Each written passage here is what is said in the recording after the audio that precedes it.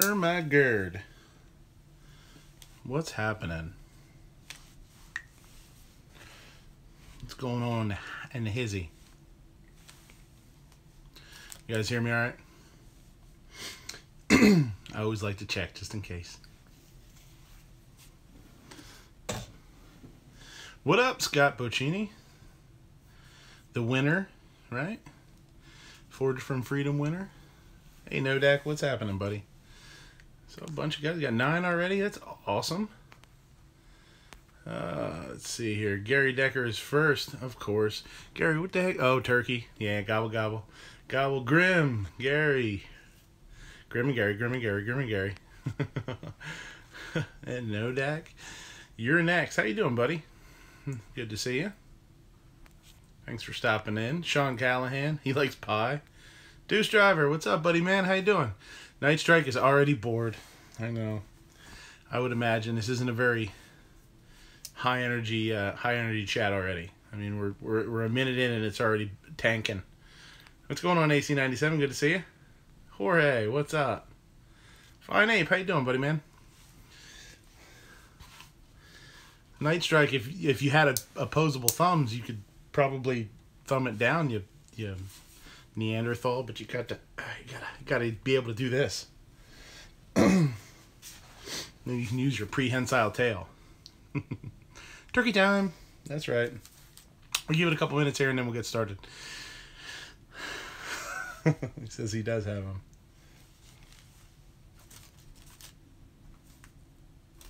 So how's everybody doing tonight? You guys all watch The Walking Dead? I'm a little worried. I don't want to be first spoiler here. I always Night Strike says you're screwed, they're working just fine. Cocaine is a hell of a drug. I'll never put my feet up on somebody's couch like that. Yeah, I remember doing it. Cocaine's a hell of a drug. It's a great Rick James. Hold on here, I'm all tangled up in my cord. Do a little shake, rattle, and roll. There we go. What The Walking Dead? Yeah. AC, you better start caring about The Walking Dead. It's seems like right now it seems like the walking commercials. Every 5 minutes, right before some little tiny cliffhanger, it's like, and commercial. Never. It's the only thing that's bugging me a little bit is I feel like all we're doing is waiting for the next commercial. Night Shark says he doesn't care because he's read the comments. Maggie says I'm a turkey. Yes. He says Jorge says it's a survival manual, not just a TV show. Deuce Driver says he's stopping in to say hi. Just stopping to say hi. Got to get some sleep. Flying back to PA tomorrow from Missouri. Have a great night. Stay safe. You too, buddy. Good to see you. Thanks for stopping in. I know Sean Callahan says they killed that fucking tiger. I know. I think that was pretty... It was a little bullshitty, too. I kind of threw my hands up a little bit and was like, nah, come on. No way. That tiger's a beast. Literally, it's a beast. Not 100% sure that those slow-ass, greasy zombies can stop the tiger, but Night Strike says they're using his commercials to turn us into The Walking Dead. Yeah, we're the watching dead, probably. Hashtag that, you know. Yeah. So, all right, we won't spoil it anymore. We won't do it anymore. I don't like to. I guess I just got a little away from myself. So, because I know it's a lot of people watch the second one, or you know. Well, Smeggy hates us all now, so I don't know. It's a win-win maybe. All right, I got 12 people and 6 thumbs up. That's awesome. It's a pretty good ratio. Not as good as the other week where I had more thumbs up than people. That was kind of odd, but that was cool too. So, basically, I just thought this would, you know, doing a Thanksgiving day thing. The Munching Dead says fine ape. Yeah. doing a episode and trying to gear it towards Thanksgiving foods would be kind of fun. Everybody's kind of into it, but this will give you enough time too to sort of think about it, and maybe, you know, get some stuff and try some stuff out if you want to, without being too rushed, I guess. So I know I did a part 1 of my turkey video last night. I haven't posted it yet because I was having trouble with my mic, and so I'm gonna actually do it as a voiceover. So I need another day or so to kind of sit down and do that. But basically I just did a quick demo on how I break down my turkey. I debone it. I take the breast meat off. And then what I do is I leave the 2 leg joints combined, and I take it right at like what the hip would be, and I take that off. I leave that bone in and brine it. So no step on snack. That's right. Be careful of the snacks. Brine it. So I did it yesterday. I'll take it out of the brine tomorrow. So 2 days. And then it's super nice. I just fire it right into the oven, and the day of. Oh, Little Tiny Water's making an appearance too. I know you guys like my Little Tiny Waters. No step on snacks. I guess it's more dangerous to step on snacks, but it sure is a bummer to step on snacks. Snacks? Did I say snacks? Snacks? What's up? No. Callahan said he's sick of turkey. Spent the weekend in the woods hunting deer surrounded by turkey I couldn't shoot. Yeah, that's a bummer, man. That's how it is, though. You always see what you can't shoot, right? Your neck says marriage debones men. It's been known to happen.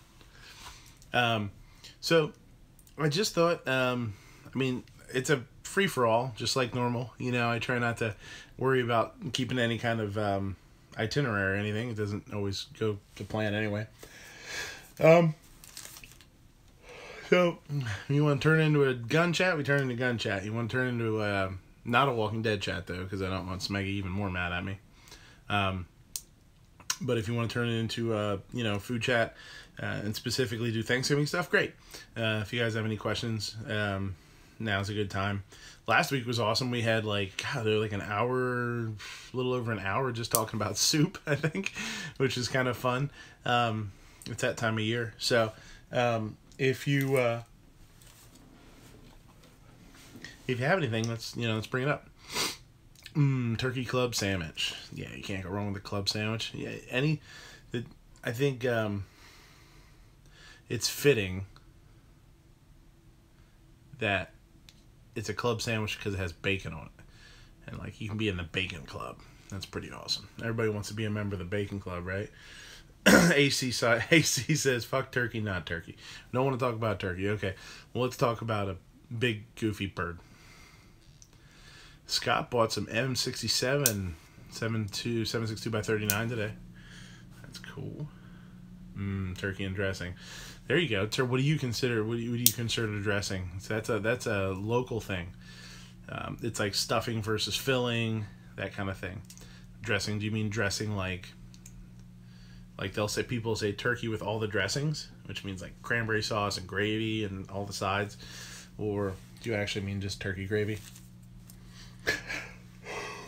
Oh man, it's been a long day. Stuffing, there you go. Yeah, and that's the one downside of doing the turkey the way that I do it is can't stuff the bird.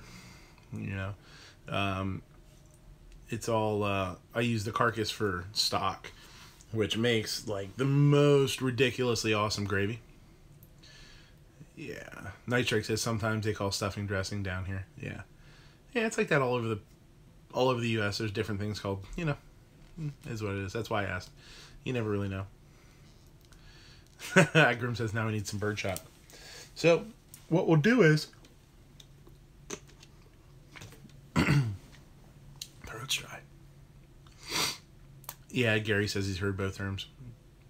But anyway, that's the bummer. That's one of my one of my favorite things is top 5 Thanksgiving desserts. There you go. Let me write that down. We'll talk about that.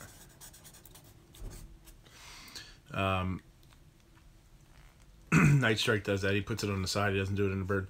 The bird turns out better without the stuffing in it, for sure. Because you basically have to way overcook the bird to get the stuffing done, you know, to temp. You know, if you have to take it to like 155 or 160 or something like that to be safe to eat, by the time you get the stuffing done to that, the outside of the turkey's like, it's like National Lampoon's Christmas Vacation. When they cut into it, it just goes, and the dust flies, and it, you know, they're gnawing on it like jerky. So, a little blue dressing. Night Strike says there's been studies that have stated putting the stuffing in the bird isn't healthy for you. What's unhealthy about it is that it's the cooking process. Yeah, I think that's, you know, I would imagine that's what they're talking about. What people do is they will not use a thermometer. Sometimes they go by time, which is kind of scary. Or when they take a temperature, they don't take it in the dead center. So yeah, that can be, especially if you put the stuffing in the bird like the night before or something. Because then, you know, the turkey juice the raw turkey can kind of soak in and make it even worse. Your next says I like cooking turkey inside of a pig. Yeah, you start with a Tyrannosaurus, and then you work down to, like, you know, a cow, and then you go to the pig, and then a turkey, and then a chicken, and a duck, and a quail, and you work your way down to like a sea monkey or something. But if you don't cook it enough, the egg's not that big of a deal. Undercooked egg, obviously you can eat undercooked egg. You can eat raw egg. You know, there is a slight chance that you could get salmonella, but it's pretty slim if you're careful. But if that turkey juice kind of soaks into it, then you're talking a whole new level of, you know, having to be worried. So, Grim says, what we have to take the turkey temperature, is it sick? Oh, is it, you say, why do we have to, okay, we'll translate. Why do we have to take the turkey's temperature? Is it sick? Is that what you meant? Yeah, you gotta give them the old pokey poke. Not in the Night Strike way either. Don't do that to your turkeys. That's no bueno.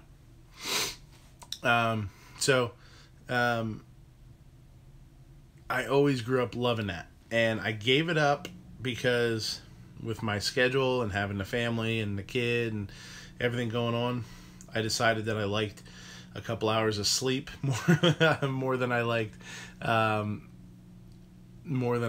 turkey with stuffing inside of it, because it definitely adds, you know, it'll add 2.5 hours to your day. So the heck with that. We don't need that around here.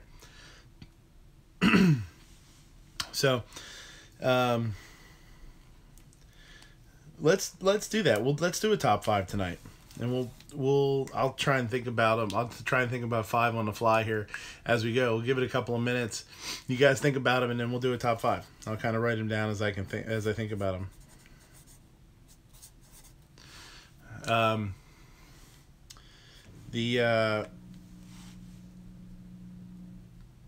Jorge says, turkey leg, bread, prime. No, that's not a prime rib. What is that? That's just a meat. That's caveman style meat. So what's awesome about it is take it all off, brine it. I take that carcass and chunk it up. Celery, onion, carrots, one tomato, and a little bit of whole garlic, and the whole thing goes in the oven. Just roast it till it's like got some nice charred tips on it. Throw it in a stock pot.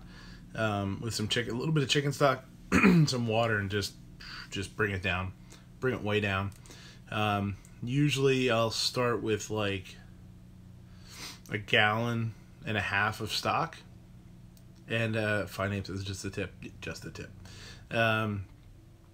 and take that down to 3 cups maybe, so pretty far down. And if I have to thicken it just a touch with a little roux, I will, but if not, like just a tiny bit. So that's awesome. I know, stop yawning, I'm getting sleepy. I know it's a rough day. I get up at 6 on Sundays, so it's a long day.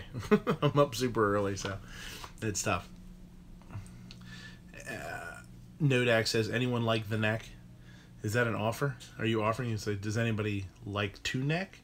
I use the neck and the stock. I take everything that it comes with. I even use the gizzards, Gary. Yeah, the heart, the neck, you know, all that stuff. I'll just chunk it up, throw it right in the roasting pan, and roast the shit out of it. Yeah. Yep. Let's see here. Desserts. Where's some good desserts? Let me think. You know, I'm trying to think.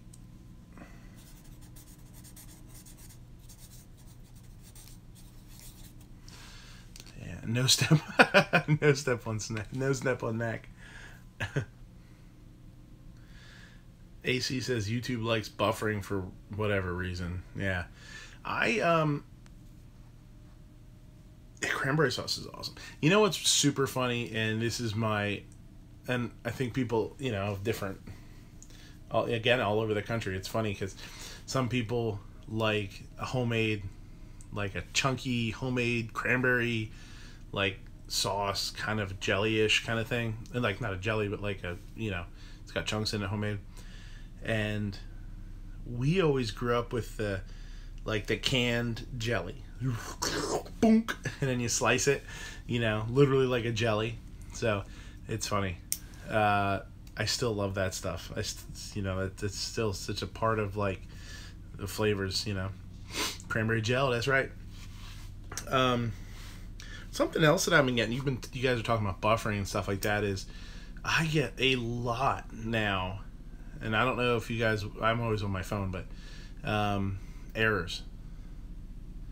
Like crazy error, and try and refresh it and it won't happen.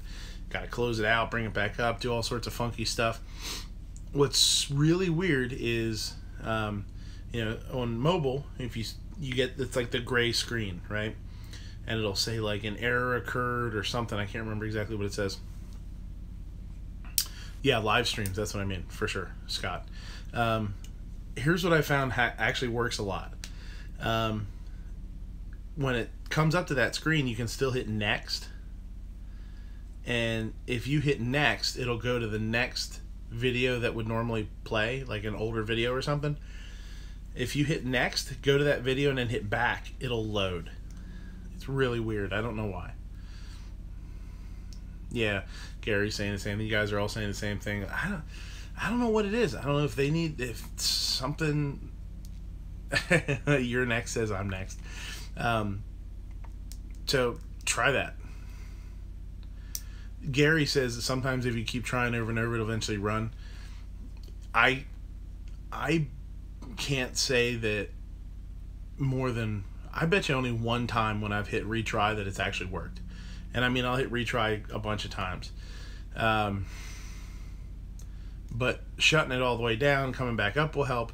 But try this skip thing, man. Try it. Then let me know if it works for anybody else. Maybe that's just my funky phone. I don't know.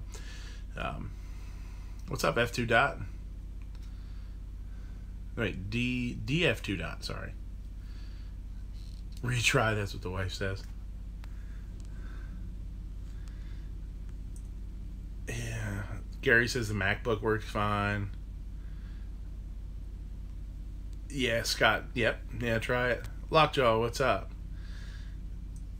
Yep, he says just play the next video, then close it. Yeah, exactly. I don't go to the next one and close it and open it back up. I'll literally just hit next, and when that video starts to play, I'll hit back and go back to the last one, and it'll usually play. It's really weird. I don't know. Yeah. I don't know, maybe it's I mean, it sounds like it's a mobile thing more than anybody else, or anything else. And I am by no means a computer dude. So, you know, that was step 1, was to skip it and go back, and that worked. Step 2 is to scream and yell and throw things, and, you know, teach my phone new words. Hey Siri, screw you. Hate you.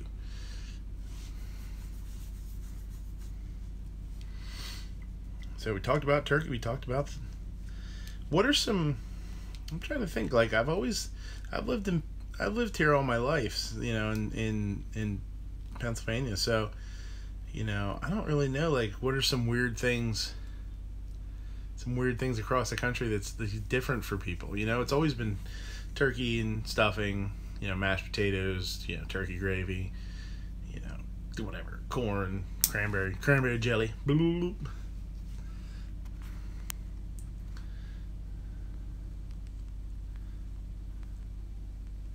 Raspberry pie. Ham. Yeah, ham sometimes. You see ham here Christmas more. In Arkansas, Gary says his grandma did cranberry or cornbread stuffing. Yeah, cornbread's good stuff. I've done that before. I do it. I always do my stuffing. I always play around with my stuffing a little bit and do some fun stuff in it. Like I'll do like walnuts and dried cranberries in it, or walnuts and Granny Smith apples or something, because it's nice. I'll soak the if you do dried cranberries, it's really nice because you can, like, if you soak them the night before, like in the fridge or something, in like apple cider or apple juice, and then do it. It's nice because it doesn't dry it out. It doesn't absorb more moisture, so it's really cool. Yeah, a lot of you guys are saying ham. Yeah, we do ham. Christmas a lot too. More Thanksgiving's always turkey. Christmas is sometimes turkey, usually ham, because my wife has this killer ham recipe. Yeah. Scott's all blueberry cornbread today. That would be cool. Especially if it's like a softer, like a muffin. Like a more of a traditional muffin, kind of soft, cakey. That's good. Your next says your next says, as soon as this is over, I'm making Maplewood smoked bacon, jalapeno poppers, stuffed with cream cheese and cheddar cheese, and scallions.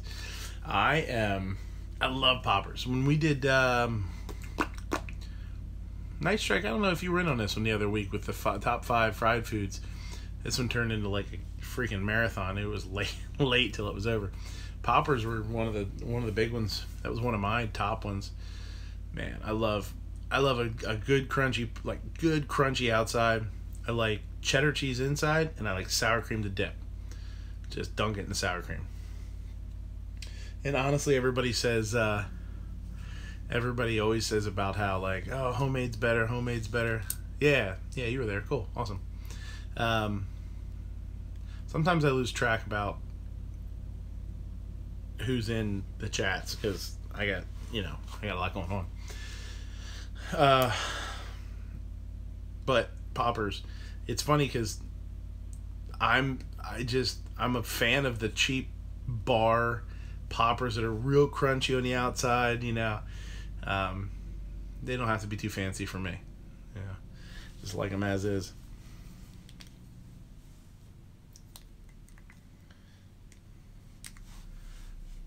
Trying to think of desserts here.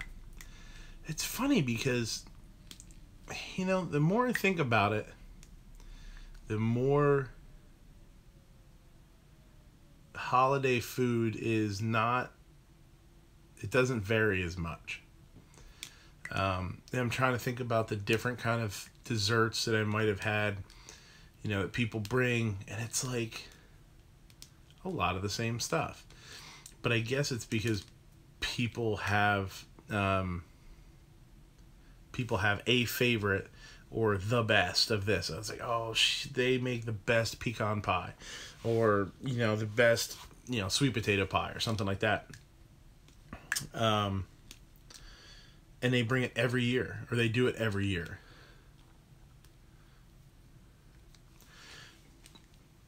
DF 2 dot says pineapple turnover. That sounds like a pineapple upside down cake. That's a turnover, like a little pastry. Yeah, it sounds awesome.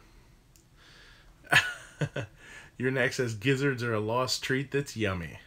That's right. Nice strike with the rum. Rum's killer, man. Rum raisin.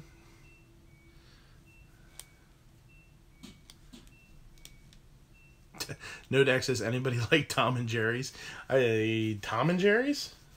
The cartoon? Yeah, they're awesome. Who doesn't like Tom and Jerry cartoons? Everybody likes Tom and Jerry cartoons. Ben and Jerry's, they're good too, though. But last time somebody brought up Ben and Jerry's on one of Matt's chats I was listening to, and they were saying how they're like super liberal and not gun friendly. I don't know. I guess you gotta watch out for that. I mean, it's okay to not be gun friendly. I mean, it's okay to believe in what you believe in. There's nothing wrong with that. That's what the United States is all about, right? Ice cream hippies, that's right. Ben and Jerry's is from Vermont, Scott says. It's super liberal. But they sold it over a decade ago, so now it's some other people running it. Vermont's pretty cool with guns, though, right? Vermont's one of those really cool, those guns, they have like open carry or constitutional carry or whatever, all that. Gary says, I'm not going to debate their products. Their policies just want to eat their product. Yeah, sometimes it's okay to be like that. They support Bernie. That's okay. Support who you want. Support who you feel. Vote with what's important to you, right? But the dessert thing, yeah, it's like you go through the generics. It's like sweet potato pie, pumpkin pie, like pie. You know what I mean? Like crazy pies.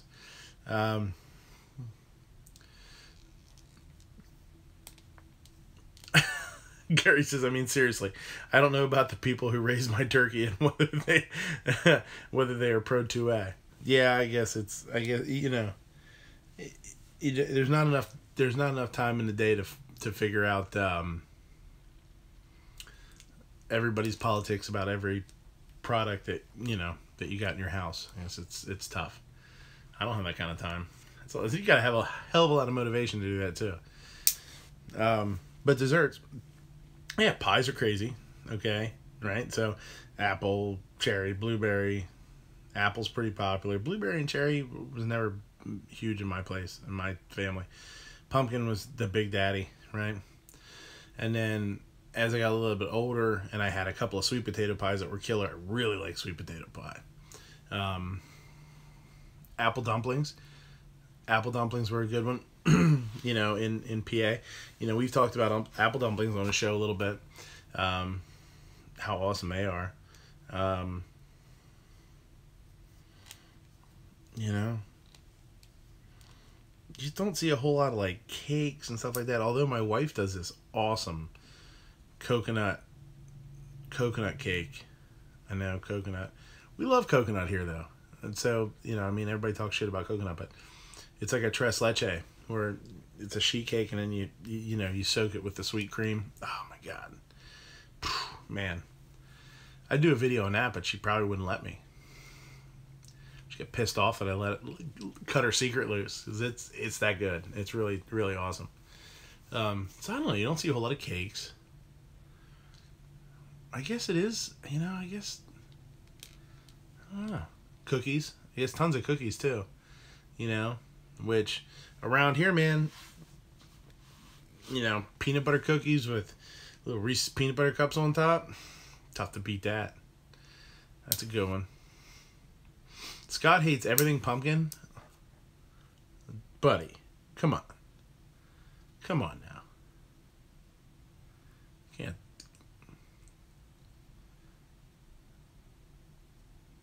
Nodex says he has a lemon cake that is going to be violated after this is over. Cool Whip makes everything better. It sure do, Fine Ape. Gary says rum balls. Rum balls are cool, man. We man, there used to be a bakery around here that we used to get stuff from for parties, and they did these like chocolate rum balls that were just gnarly, man. Just super boozy, and then they'd dip them in chocolate, and then dust them with and then, you know, while the chocolate was like almost dry, they dust the top with cocoa. So it was really neat because they weren't, so they, you know, kind of cut, it was more savory, it wasn't super sweet. Man, they were good, man. And I'll tell you what, you ate them and it was like, whew, like you had some rum going on, man. No joke.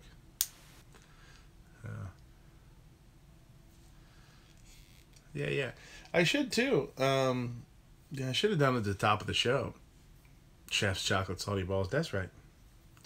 I should have at the top of the show too, and I didn't. I gotta thank my Patreon. You know, I got a Patreon account over there. I've got what do we have? I think I got 7. I think I've got 7 patrons right now, which is killer. It's really awesome. You know, want to thank those guys. Smeggy42 at the top of the list. You know, Jared Walsh just joined recently. Phoenix is over there fairly recently. Clover Tech, Psycho Camp, RL, Travis P11, the real Travis, and Ghost Tactical, who you know, thank very much. He's the one that really convinced me to do it. So it's been great. Check it out. There's been I put some kind of fun, I always try and throw up every couple of days some fun little clips. Some of them are really simple. Some of them are just pictures with the description from the restaurant, or just what I'm doing that day. Sometimes it's a really nice steak. Sometimes it's a dish. Sometimes it's, you know, just something fun. So go over there and check it out. The Black Friday is coming too, which is, I think, something that we're all, you know, a lot of people are kind of thinking about too. Some gun deals, you know, some cool stuff coming out, I'm sure. I know I'm looking at ARs. We'll see. You know, and they are in great price now too. Yeah, there was, you know, I was looking at some today, playing on my phone while I was sitting waiting for the oven to preheat, making my kids some nuggets. Yeah, I hopped on my phone quick and was looking. There's some nice stuff out there for great prices. $500, $600. Get some killer stuff. Gary says what he usually got his hand slapped for was peeling the skin off the turkey. Absolutely the best part of the turkey. Absolutely.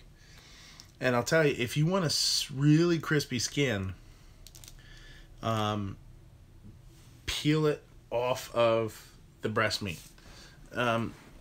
It's not that difficult. If you kind of, you know, basically just kind of get in and lift it up a little bit, and with a paring knife just kind of separate it from the flesh.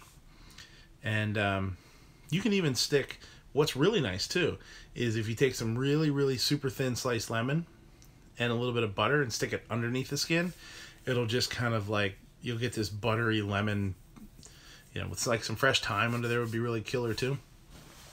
And that just kind of bastes down over the flesh, the meat. But with the skin separated, it crisps up crazy.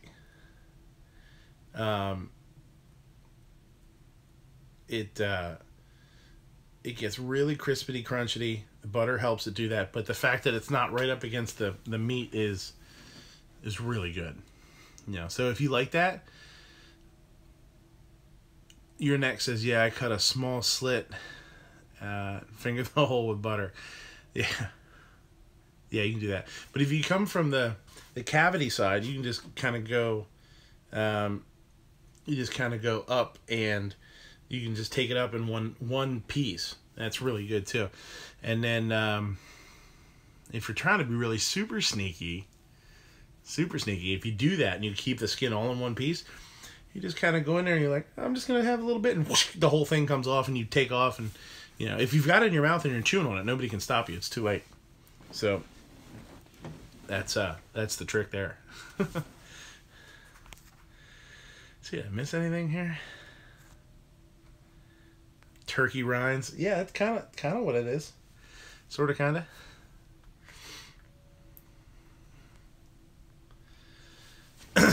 Gary says he always cooks it in an oven bag. Margarine all over the turkey before he places it in a bag and sprinkle it with seasoning, salt, and split the bag open for the last few minutes to crisp it up.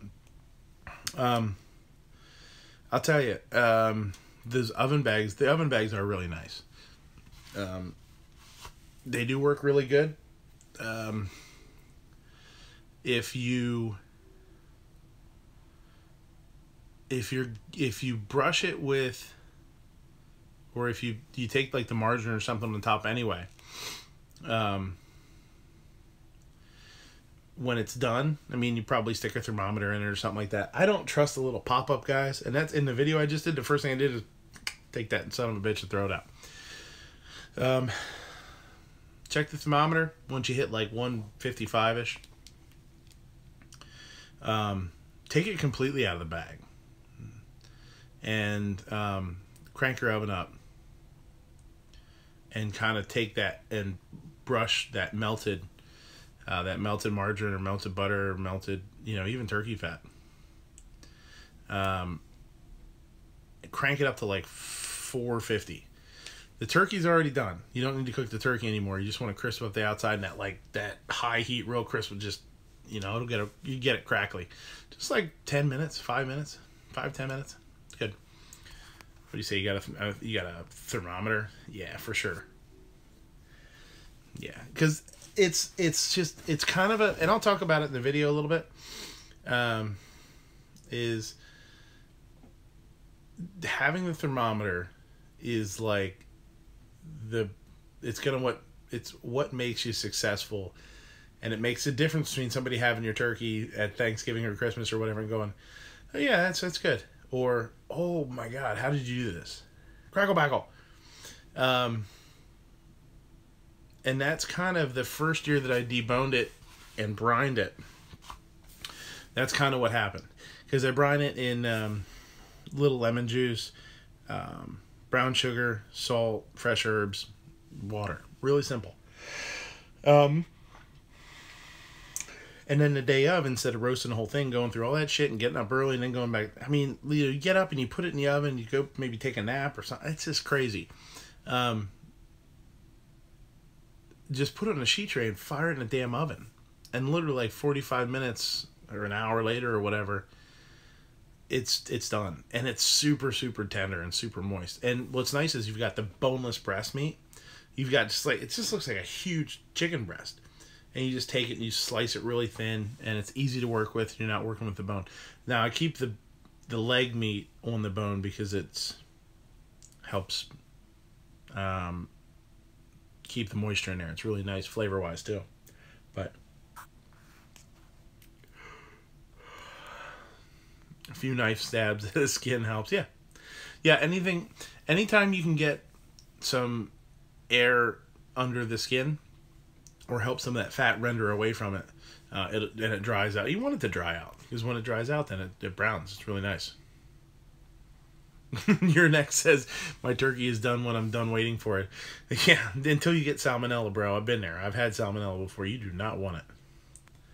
Gary says, last year for the first time, I actually bought a meat thermometer and did it right. Oh, yeah. Well, that's what we're talking about. But you had another one. What was it? Oh, his daughter made gravy from scratch for the first time last year, and it was the best gravy I've ever had. I will, I'll have, the gravy video to go with the turkey video. And the more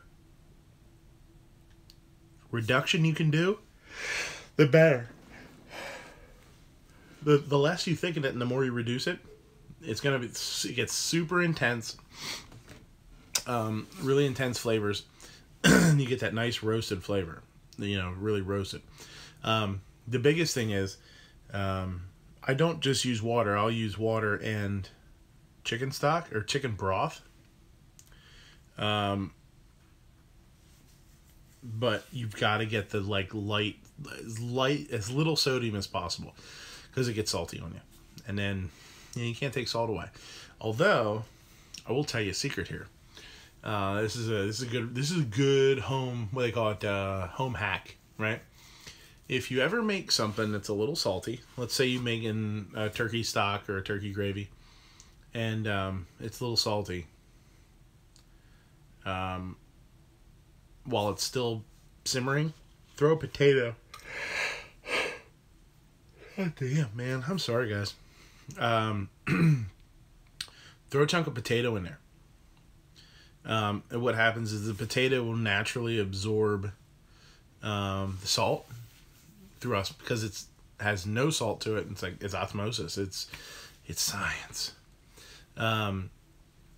It will absorb some of the salt out of the liquid while it's cooking. It's a good trick. And then you just eat the potato and it just tastes like, turkey potato. It's awesome. But you can do that with any soup. Doesn't matter. Your neck says, I'm a caveman. Salmonella is no match for my gut bugs. That's good. I like that. That's funny as hell. But Fine Ape said I had some undercooked turkey before. It was the shits. Yeah, so don't season anything until salt is the last thing you add. Some people naturally just sprinkle a little salt in there, do a little salt, and then start cooking it and reducing it and do that. You're shooting yourself in the foot.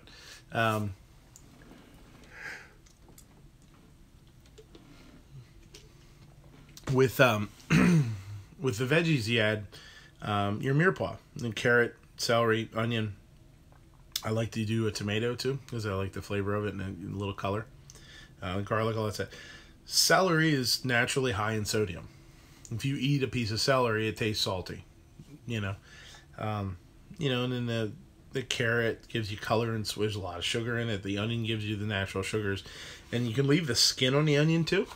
The paper, people call it the paper. Leave that on there. It gives it color. It does kind of give off a little bit of a yellow color. It's really nice. Adam, oh boy, how do I pronounce that name? Sikagoi? Hey, put it put a comment there. How do I pronounce your name? Because I don't want to mispronounce it. I feel bad. I don't want to mispronounce it. But yeah, buddy, we were actually just hey, Jumpy, what's happening? We were talking about brining turkey. I got a turkey in brine right now as we speak at the restaurant for the house. I try and keep it really simple. Not do anything too crazy. Sisagoi.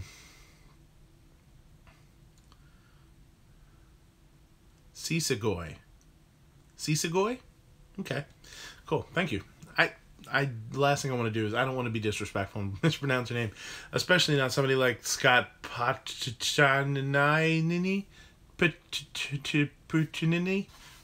Yeah, that's the guy. Sisagoi. I'll probably forget. I'm horrible like that, but yeah, we I always brine my turkey.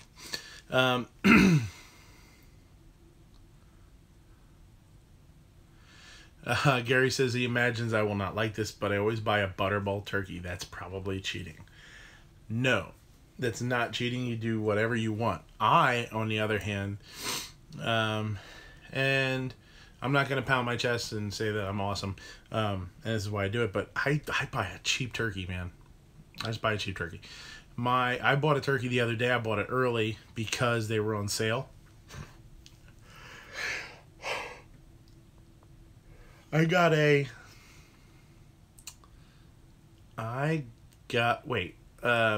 just found out that pudding has milk in it. Okay. You're next. Pronounced you're next. I bought like a 22 or a 23 pound turkey for $6.24. That's tough to beat. That's a lot of turkey for $6. So I was at the store for something else and I was like, ooh, snag that son of a bitch right up. The brine I use, I'm trying to think. What I do is I start with hot water, 2 quarts of hot water, and I add everything into the hot water and let it steep for, I don't know, 15 minutes, no big deal.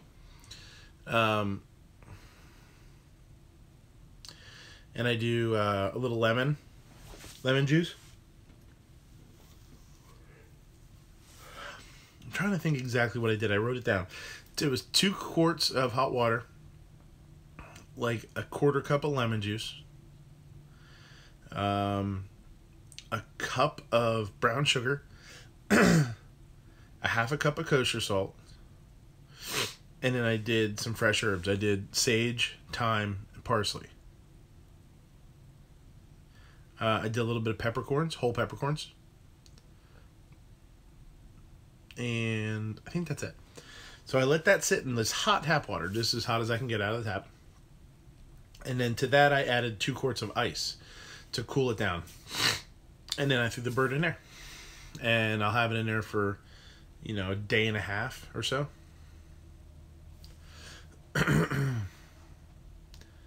Your next says he puts pudding in cookie trays so he gets more skin. That's a good idea.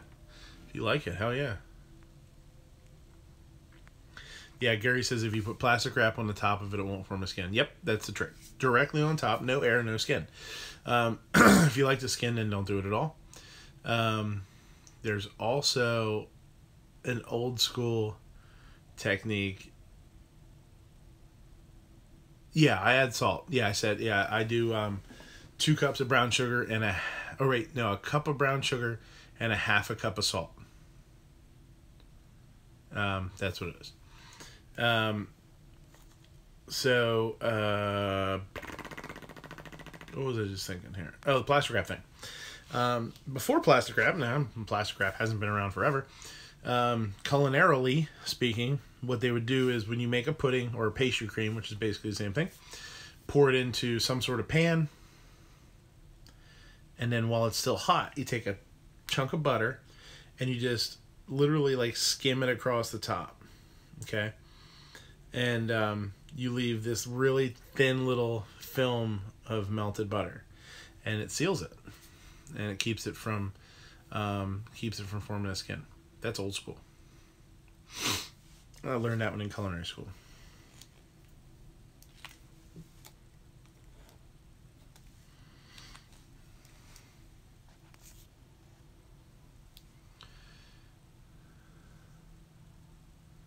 Nodak says if it's thin enough, we wrap the leftover turkey in it. The skin? Is that what you're talking about? Still talking about skin? Talking about weird. Not weird. That's weird. Like super weird. But one of my favorite things to do is to make. Your next says, "Does anybody else here like butter in their brownies?" I've never done it, but yeah. I've never done it, but yeah, I would like that. I mean, it's kind of a no-brainer, right?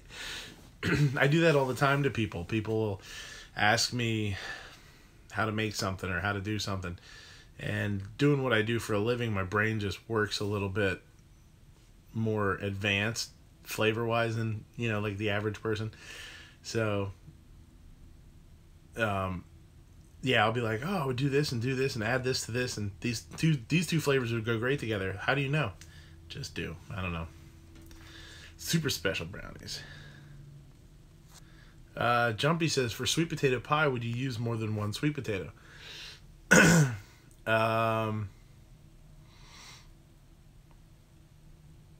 Yeah, I mean, I guess. Are you talking about more than one variety in the same pie? Or are you talking about the lemon cake can't wait, says No Dagger. Are you eating it right now?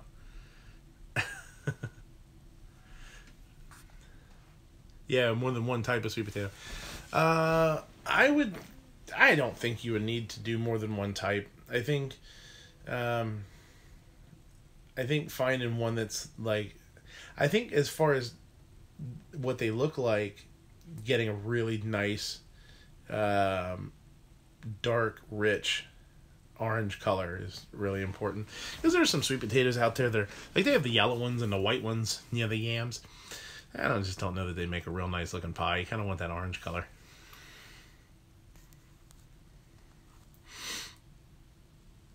What exactly is lefse?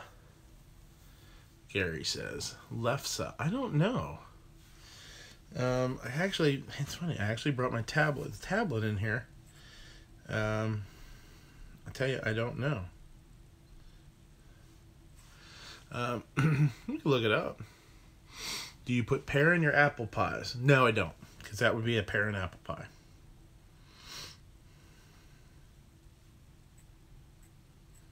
Not that there's anything wrong with that.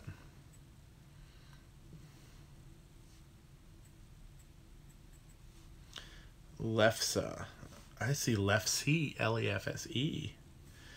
Oh, we'll see here, because I'm curious now too.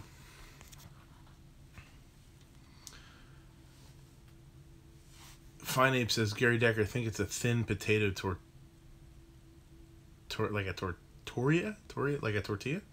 Scandinavian.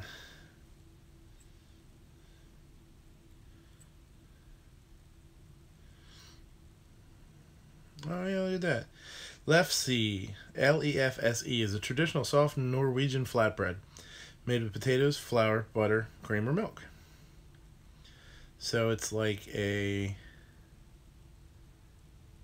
potato bread, flatbread style. A potato bread tortilla. Actually sounds really good.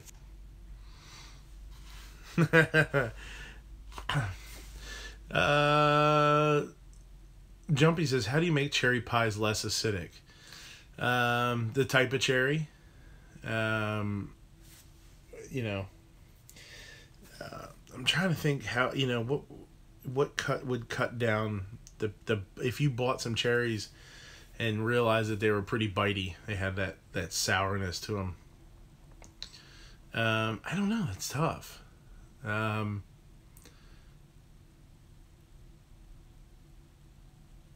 Honestly, booze, some type of alcohol would probably help.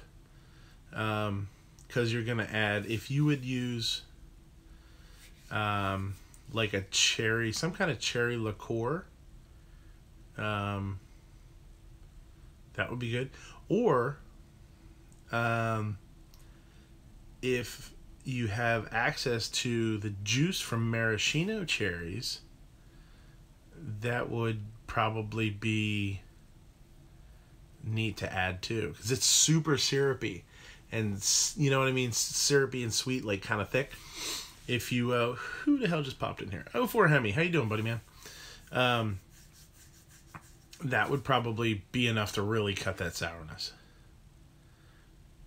But just baking it with the sugar and all that kind of stuff is usually enough to kind of tone it down, Tone it down, tame it down, I guess. No magic dust. I know I missed it. Oh, yeah, that's it.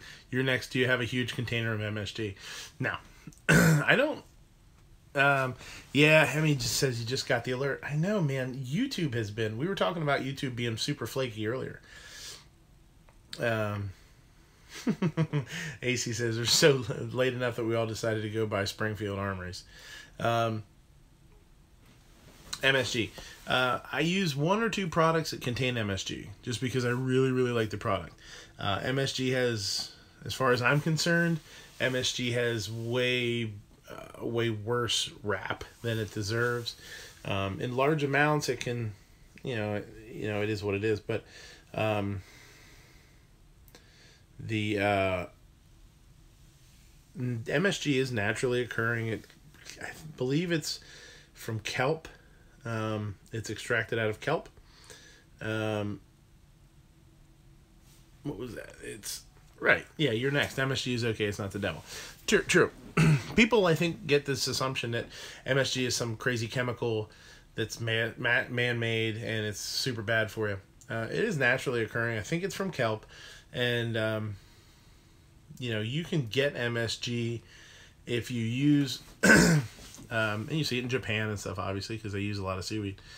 If you would make a broth with kelp in it, you naturally extract the MSG. That's probably how it came about. And it's considered a flavor enhancer as far as I'm concerned. I mean, without doing a whole lot of research right now. Just like pepper, like black pepper. What black pepper does is it opens up the pores in your tongue with taste buds and allows you to taste better or taste more. So it's a flavor enhancer. There was actually this really cool episode of, it wasn't Good Eats. It might have been Good Eats with Alton Brown. Alton Brown did it, but it could have been a special too. It might not have been a Good Eats. Nodak says he's back. He was eating cake and didn't have a free hand. Thanks for letting us know and bumming us all out that we don't have any cake to eat. Bastard. Cake eater. Crumb cake. Norwegian meaning bent cake. It's a Norwegian waffle cookie made from flour, eggs, and cream. That sounds really good. Almost like a waffle cone. Would that be what a waffle cone is? A Norwegian waffle cookie made of flour, butter, eggs, sugar, and cream. Sounds like a waffle cone. Yeah, Gary says we can just give me all of our phone numbers and I'll just send out a group text that says, hey, I'm ready to go. Alton Brown is a gun guy, yeah. Alton Brown is a food pimp, right? What's cool is Alton Brown does not, even though he's got more food knowledge than 99% of the chefs out there, and techniques, culinary techniques, he will always say he's not a chef. He's a cook, or he's a home cook, he's a whatever. I have a lot of respect for that. I think it's really good for people to stay humble and know what they are and know what they're not. Because even though he could probably do my job better than me, would he be able to, would people be able to handle the stress and handle all the other stuff that needs to happen, or all the bad, the craziness that happens in a restaurant. So for people to say, I'm as good a cook as him or whatever, fine, possibly, but we can switch spots someday and you let it rip and you tell me how well you fare, Anyway, to go back, I caught this episode this one time where he was doing this thing on MSG and I was like, oh, okay, let me watch this. And it was a blind taste test with a room full of I don't remember, 20 or 30 people in a room. And they gave him all the same dish. They cooked a batch of something. And they cooked the same food for both groups. One they added MSG to. And the people that got the MSG, they told them they did not. And the people that did get the other way around for the other one. So they did then a survey. And they said, do you have are you feeling any reactions? And generally, if people have are susceptible to, MSG, like allergies or whatever, they'll get a tingling in the tongue, mouth will feel numb. That's one of the side effects, if you have a mild allergy or reaction to it. So the group that did not have MSG, they said they did. And so the other way around with the other one. So the group that did have MSG, 3 people said they have a reaction. So 3 out of 30 or whatever, that they did get it and they did have a reaction. The group that did not have MSG, like 10 people said that they had a reaction, and they didn't need any MSG at all. So it was it was an amazing little, placebo test or whatever to see that actually happen. And people say, "Oh yeah, I can feel." One woman was like, "Oh, I can tell my tongue's numb, and I just it just feels weird, and I don't have a headache." A headache was another one that people say that can happen if they have an intolerance to it or they're susceptible. A woman was like, "Oh, my tongue is tingling, and I have this really bad headache," and I definitely had it. And they're like, "You didn't have any MSG," and it was just the goofiest look on her face. She was just like, kind of like, yeah, meh, yeah. And I love to see that kind of stuff. I love to see not so much a debunking, but like true tests that really, really work. Psychosomatic, yes. Alan, if you're gonna insult me, at least spell right. You gotta spell good. Jesus Christ, this guy. He says, "Holy shit, that is one big turkey on That's Midnight Range."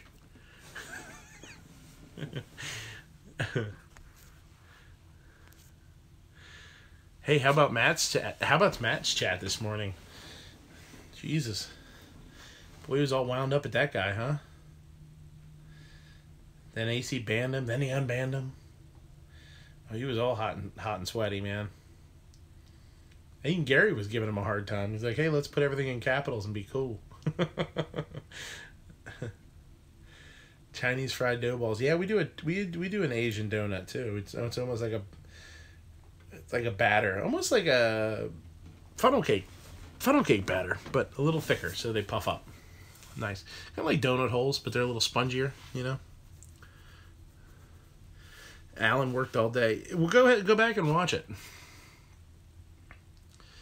He had some guy that was, shit, what was it? Man, I can't remember what it was. Oh, the guy made a comment and he said, "Did you hear about the Antifa shootings?" And Matt saw it in the chat and he was like, whoa, what's going on? He was like super, not into it, but it really it was really attention grabbing. He's like, "What are you talking about? What happened? Did I miss something?" And the guy said, "Yeah, the one in Texas and Vegas." And Matt was like, "Well, those aren't." You guys correct me if I'm misspeaking too. I don't want to talk shit here, incorrectly. He was like, yeah,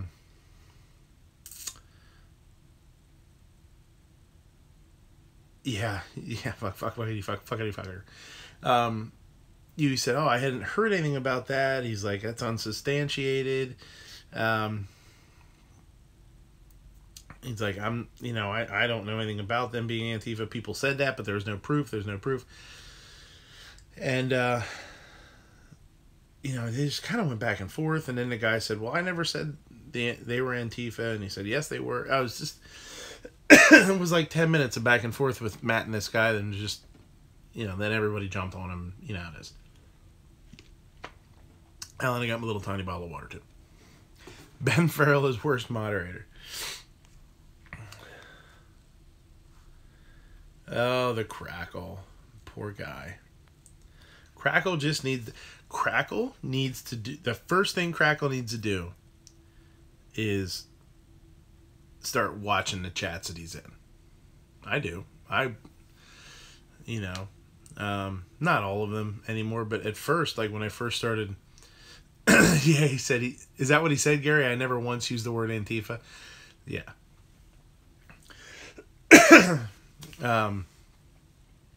When I first started doing them, I don't necessarily do it now.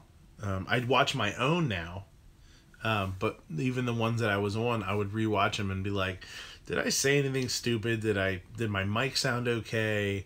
And that kind of stuff, because sometimes the guys don't tell you that your mic sucks, and I've had one or two chats where my mic was really quiet and everybody sounded good and I sounded okay, but it was really my volume level was low. So that kind of stuff's really good to do. And with 8 or 9 or 10 people in a chat, you're really fighting for space. And some guys are more aggressive than others. I'm pretty passive. I kind of try and wait my turn.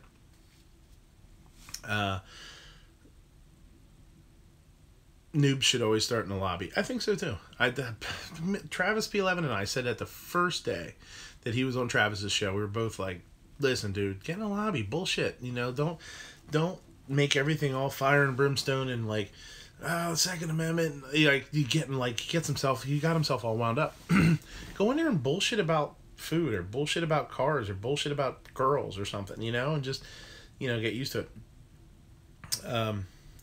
But when you watch yourself, you see or you watch the chats again that you're in, it's really interesting because you see sometimes how the people that are really aggressive, quote unquote, the ones that are like microphone hogs, the ones that are always just have to be like constantly chatting, they're like kind of the annoying ones sometimes. Because you want it to be a group conversation. You want everybody to kind of be involved. So, it's kind of a bummer. You watch those again and you're like, God, this guy's just monopolizing the whole chat. Speaking of which. Oh, yeah. Matt's thing today. Go back and prove, Gary said, go back and prove I said Antifa. And I guess when AC... Was it AC? I guess it was AC, right? I said that, but I think that's true. AC banned him and then brought him back. I guess he banned him by accident, which totally happens. Like, especially if you're on a phone. So I do it here every once in a while. I'll click something. Or I'll go to scroll. And I'll actually hit somebody's name instead of scrolling. And I've almost banned people like 3 times. I'm like, oop, wait, hold on. So when he got banned, apparently I guess it says then it wipes out your comments for the whole chat. And then nobody, he couldn't go back and see whatever. But it was, I don't watch the chat. I mean, Jesus. Yeah, I figured you did. AC, he says he intentionally banned him and then unbanned him again like 10 seconds later. Yeah. So I'm talking about Night Strike? No. Sometimes. No, everybody gets like that a little bit here and there. Night Strike is a passionate person, man. Like, he's a fiery dude. Like, I don't blame him for being, like, boisterous and, like, a little over the top. Like, that's okay. There's nothing wrong with that. What I don't like it is when... I do think that, we need to, when we're on a chat, we need to try and, give everybody their fair share, Night Strike says, hey, don't talk about me when I'm still here. No, I'm not talking shit about you, buddy. Right now.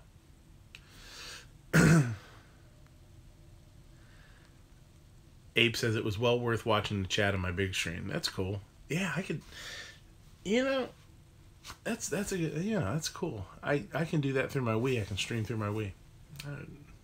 My Wii Game Center, not my Wii Ner.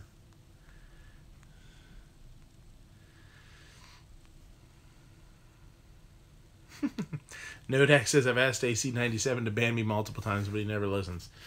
It's that self-deprecating, ban me. AC's the ban hammer. A bunch of us, we all got a bunch of ban hammers. There wasn't many up until a couple months ago, and then everybody started going nuts with it. It's nice to have them. Like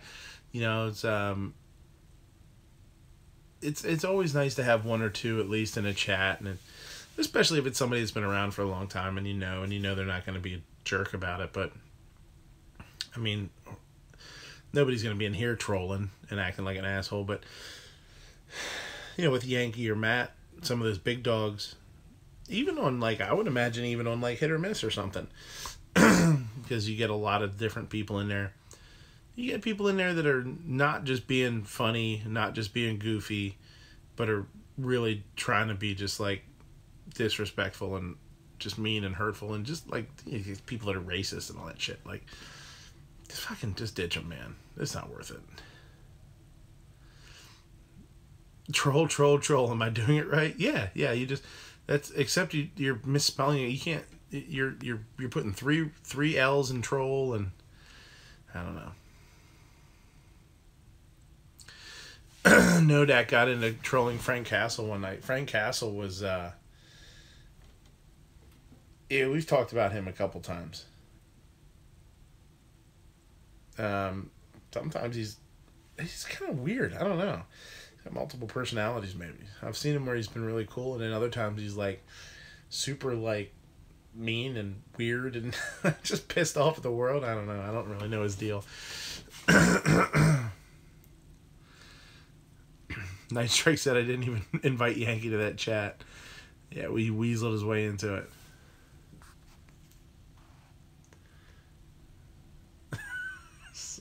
Alan says SoCo affects his typing. He's not sure why. I don't know why that would do it either. You would think after 2 or 3 bottles you'd be evened out.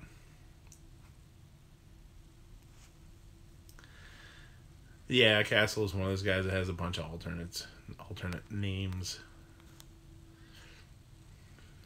They see me trolling, they hating. Call of Duty, Call of Wrenches. There you go, AC. Grim says I heard hell.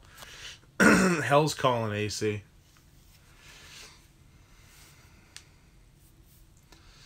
Your next says Yankee strikes me more as a mole.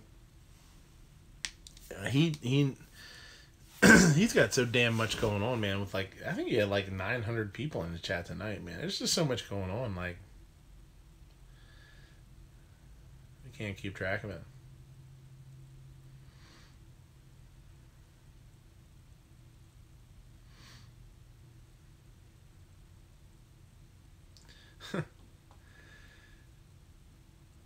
Yeah, Gary, that's the one where we were. Wait, who was it? I put him in timeout. Somebody else put him in timeout. And then I went to ban him, and I think Too Hottie banned him. And it was, and then he came out. He came back with it. The name was Ban AC97. Yep, that's him. AC had a rough couple of weeks there. He had like, there was like 2 weeks, man, where everybody was after him.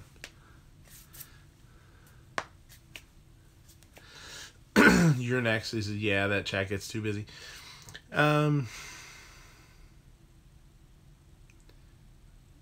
Your next says need a split chat with all the cool kids in one and all, everywhere else in the other. That's happened a couple times. That happened with Clover the other day. He had 2 chats open at the same goddamn time again. We all left old Gary sitting high and dry in the chat that never happened. Like 10 minutes. Clover opened up a live chat. We were talking. Next thing you know, here's fucking Gary comes in. I was like, oh shit, I forgot. Gary's sitting back there talking to himself, probably. Yeah, it doesn't take long to create a new alt. It happens all the time. People do it all the time.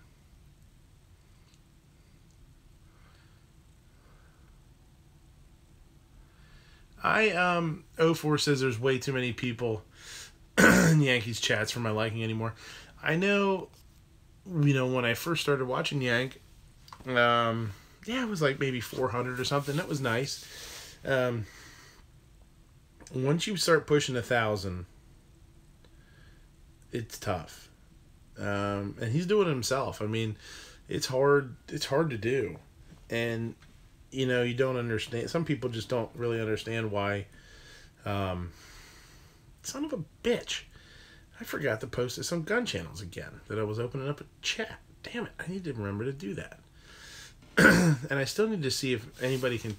I actually hit Travis P11 up. He was going to look into it for me if I can simulcast onto gun channels while using my phone. Night Strike, I don't know. Maybe you've had some. I know you don't use your phone, but if you've heard of that, if you're not using a computer, I don't know. Thanks, Gary. I appreciate it. That's your job. That's your job from now on. Let everybody know what I'm doing. Hemi says even super chats get passed over because there's so damn many of them. Yeah, man. I'll tell you what. Yeah, I'm using an iPhone, Night Strike. You didn't let me finish. You didn't even let me answer, you bastard.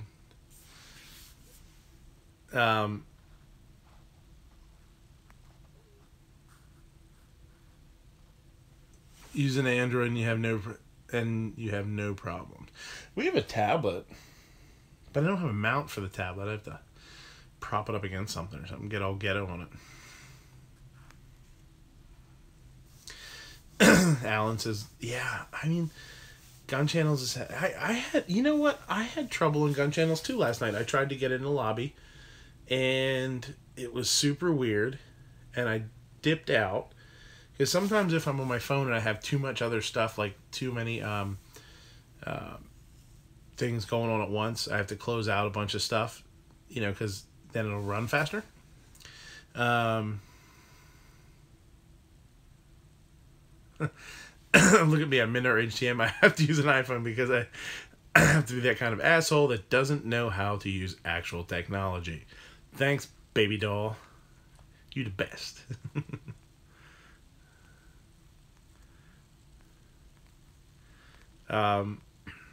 Anyway, gun channels.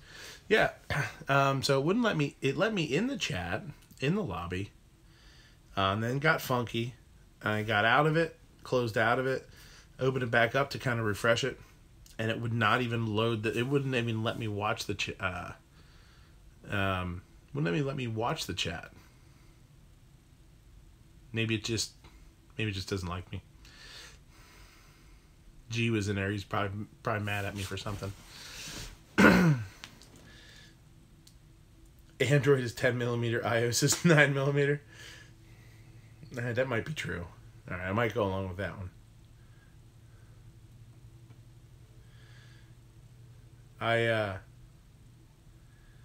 One of the, we've been talking about the rallies a lot. It was just me and two other guys in Harrisburg. It was me and Deuce Driver 610 and BMGA 10mm. His name's Marcelo. He's got an awesome channel. If you speak Spanish, especially, go check it out. He's from Brazil. He speaks Portuguese, so his channel's all in Portuguese. But cool gun guy, man. Cool dude. BMGA 10mm. You can go to my channel and click under my subs and find him. He was telling me that he took he got a set of two Ruger GP100s and sent them to a guy. He found out about this dude that does this, sent him to him, and had him set up to shoot 10mm. I thought that was pretty cool. He kind of laughed, and he said he laughed and he said, "Yeah, people ask me all the time, why did I do that?" And he says, "'Cause I could, 'cause I can." I was like, "Oh, there you go, nothing wrong with that." That's a neat handgun. It's a neat revolver, 10mm revolver. And it's funny because he,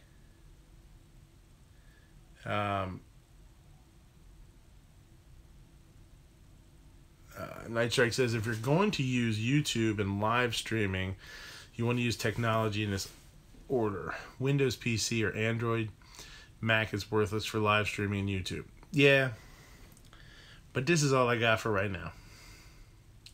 I need some of that Night Strike money. Tu habla español? No, I don't speak a whole lot of Spanish. I know a little bit. I know a little kitchen Spanish. And it's funny because I left a comment under Marcelo's one video, and watching his video, I had like an epiphany. The light bulb went off. If I had to choose USP Tactical or FNX 45 Tactical, I would go FNX 45 Tactical because I actually want an FNX 45 Tactical. I actually really like the FNXs. I almost bought FNX a while back. I just wanted something a little smaller than they had. I think their FNX 40 was still a 4-inch barrel, and I wanted something a little shorter. But the the 45 tactical. That's with the threaded barrel. I think it's a 15 round 45. It's a 45. It's 15 rounds. Sweet piece. I really do want to get one of those. That's one of my, I don't want to say it's a bucket list because it's not like it's an amazing pistol. It's like something crazy that you just can't buy off the shelf. But I would love for the suppressor rack to go through and get that and suppress it for the house. I think that would be pretty sweet.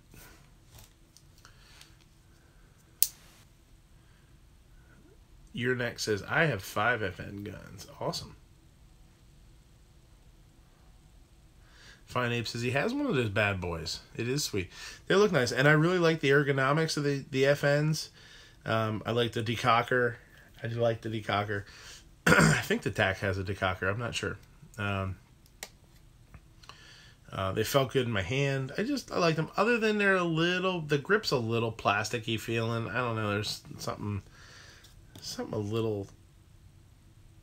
Nah, I shouldn't say because I've never picked up a 45. I've only looked at the other one. So maybe the thicker the grip for the 45 would probably feel a little better in my hand, but. What's going on up here? Anything I miss? Need some that hit or miss money. That's right. Yeah, FNX all day, says You're Next. I do like the FNX. I think they're really nice. I think they're nice looking.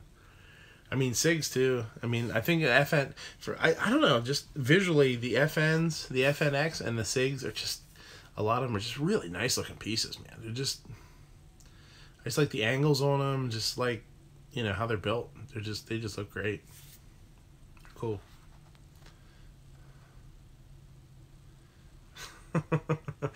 Fine Ape says Night Strike. Well, what the hell do you do with the $1 I send you?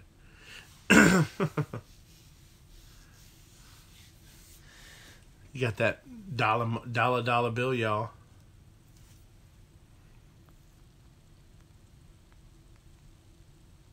Hemi said he had one and got rid of it. You had one of the FNX Tacticals? Well, if you had one, why didn't you just send it to me if you didn't want it? What the hell?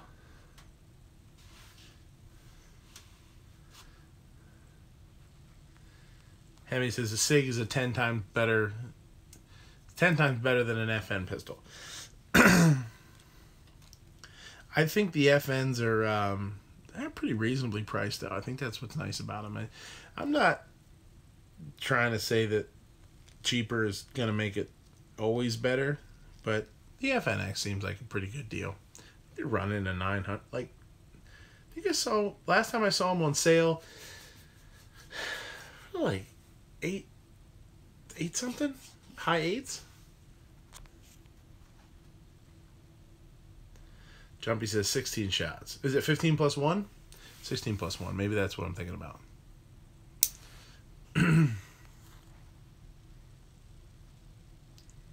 No dollar, no advertise. Yes, Travis is great. How you doing, buddy? Let's see you.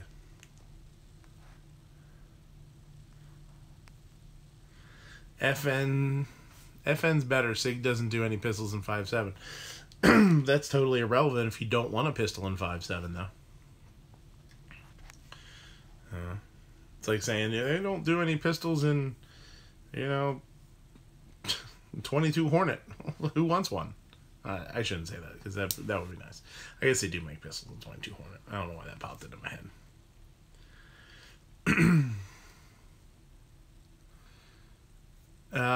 Hemi says, yeah, 15 plus 1 for sure. Yeah, I thought so. FNs are good. Hemi says, FNs are good, but I feel they have some of the Ermagerd effect that jacks the prices up. Yeah, I can't. Yeah, I kind of feel the same way. I think that they're maybe a little higher than, not they should be, but than you would expect them to be, maybe. 9 times 25 Dylan. Let's go around. I'd like to shoot one of those. Your Next says he shoots coyotes with his 5.7. Yeah, I wouldn't imagine. I don't think there's anything wrong with that. Is this the how to be a knuckle dragger instructional video? I think I came to the right place. Yeah, you came to the right place. By this time now, Alan's just like mashing the keyboard with his face. You know, just giving it atomic elbow drops off the top turnbuckle, off the back of his couch. Whatever the hell types.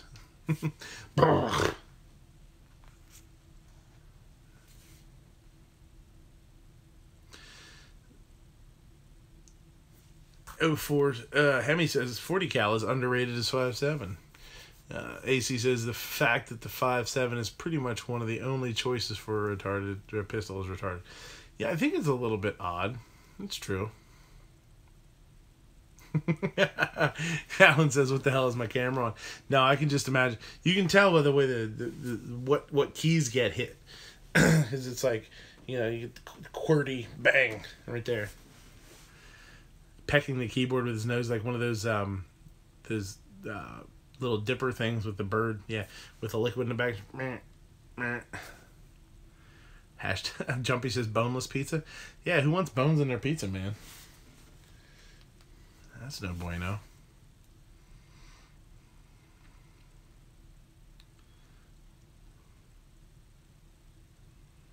FNX 10, anyone? Mm-hmm. Nice.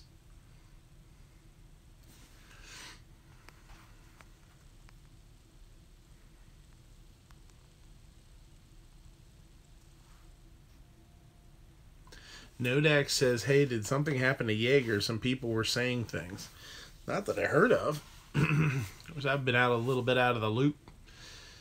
I listened to Yankees chat. I listened to Matt this morning. I listened to a little bit of Yankee today, but I didn't hear anything either way.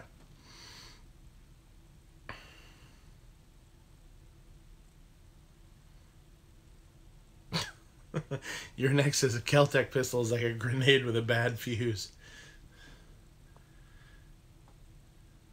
That's like, we were talking about Keltecs 2 weeks ago. We were talking about Keltecs, and that's the chat that wouldn't render for me. It took like 30 hours to finally upload. So if you... It was weird, though, because it rendered, or it uploaded from the back to the front. So, like, the first third of the video you couldn't watch, and then the last 2/3 you could.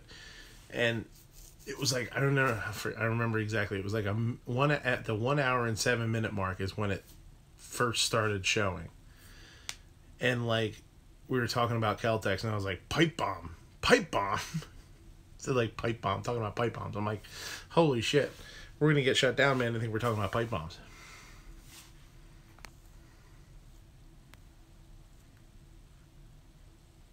Jaeger hasn't released a new video since 10/29.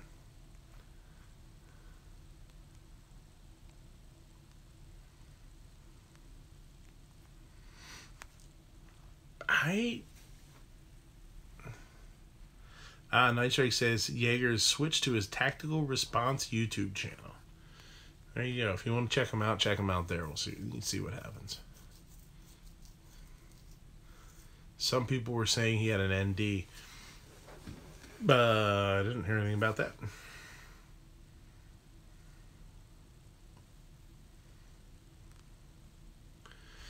Jumpy says, how many more rounds would 10mm FNX have compared to standard 10mm in the market? Would it be 17 or around 18? Well, geez, if the if the 45 has 15 plus 1, I don't think at least 2. I mean, at least we have one of this double stack, like the zigzag, you know, I mean, God, you'd probably get quite a few in there. Yeah, probably, I would think at least 17. Night Strike. Tactical retard with James Jaeger. Night Strike says, I don't recommend watching or listening to anything Jaeger related. I've watched a little bit here or there, not a whole lot. 17. Yeah, I believe that.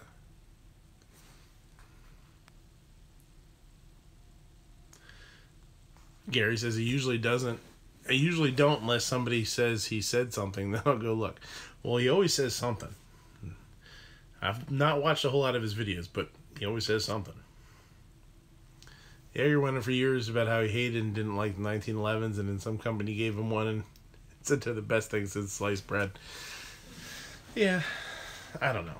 I try not to talk a whole lot of shit myself. To each their own, I think, is a great motto with just about anything in life. You know, you want to carry a 1911, do it. I don't give a shit. You want to pocket carry a 22 mag Derringer, awesome. Have fun with that 1 or 2 shots or however many it has. You know. Sliced bread is overrated.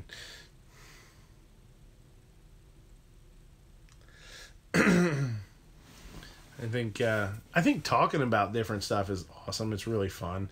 And I know we do get into a lot of conversations.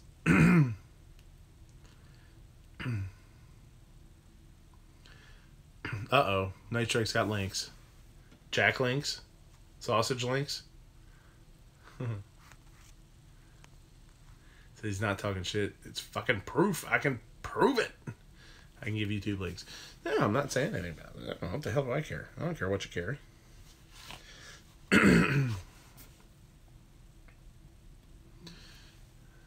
URL links. That sounds like an STD.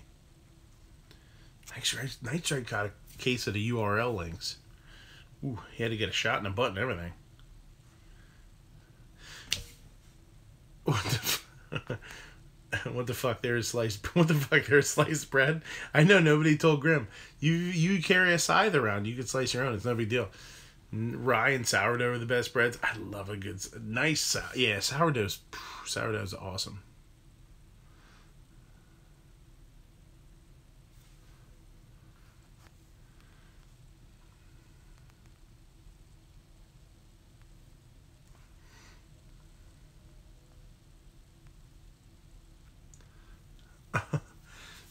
Nightcheck says, with all those tattoos in your arm, I wouldn't be surprised if you got them first. What do you mean if I got what first? Oh, the STDs? Yeah, you don't get a whole lot of STDs from tattoos. That's not what STD stands for.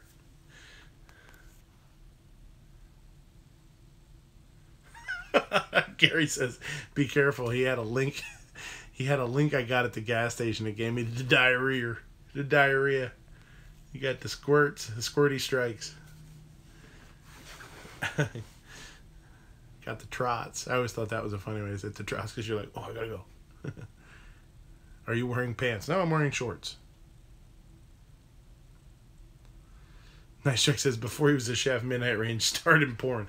No, that's no good for nobody. Like, that'd be a good documentary, the worst porn star in history.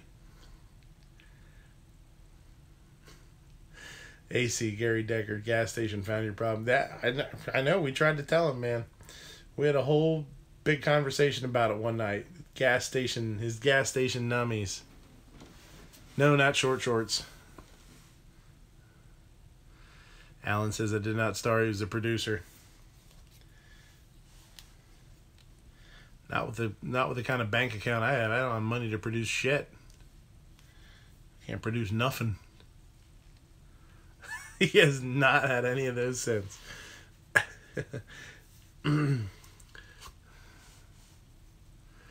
Visual aids. That's you know, what do they call them when you're just the grip.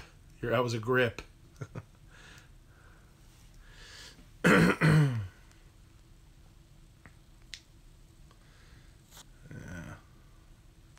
Porn don't take much. Pain don't hurt. Fluffer nutter. That sounds bad too when you're talking about fluffer nutter.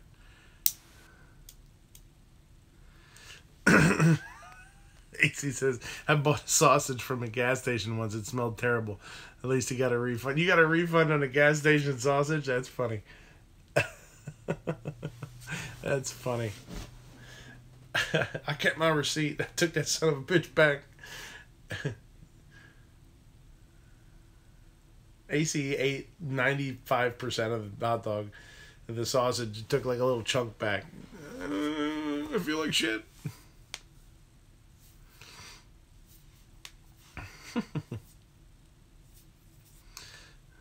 AC says, oh no, Gary says, it was one of those old Wisconsin beef sticks that they have in the wooden dispenser in the counter. Just begging to give you the shits, man. It's just dying. Beer brats. Brats. Alan wants some beer brats.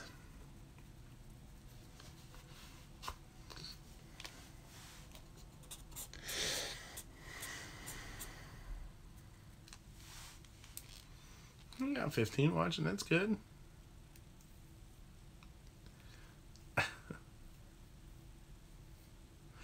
He said, Gary says, the dispenser looks like one of those straw dispensers you use to see at the diners. Yeah, he just, with a little spring-loaded thing, it spits it out. Travis is great. Kielbasa and kraut is good eats. It certainly is. Yeah, sauerkraut's big. We eat pork and sauerkraut for New Year's Day every year. That's a Pennsylvania thing. It's supposed to be good luck, which apparently it ain't. My luck's not all that awesome, but it can't hurt, right? But yeah, thanks. Yeah, New Year's Day is always, like a pork chop, you do chops, or like a roast, like a braised pork roast with sauerkraut and mashed potatoes, and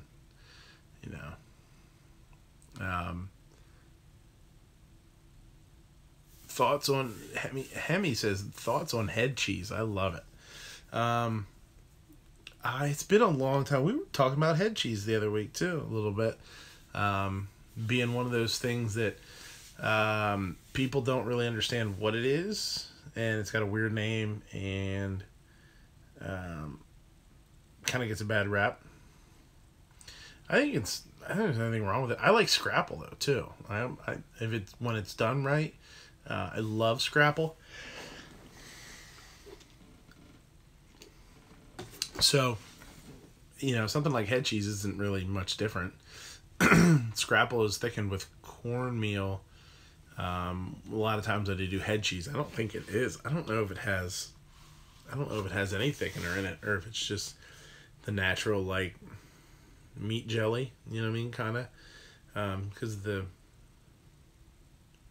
collagen that comes out of the bones.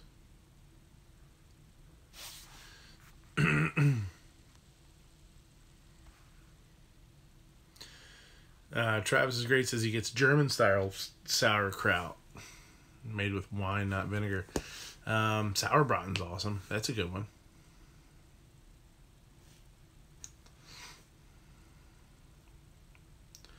Hemi says head cheese is like bacon. What covers the whole sandwich without the crunch.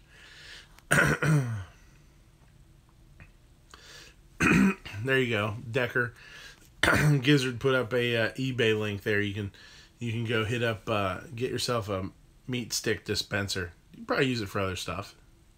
Put anything in there. Straws in it. Maybe you could use it for guns somehow. Oh no. My little tiny water is almost empty. Oh no.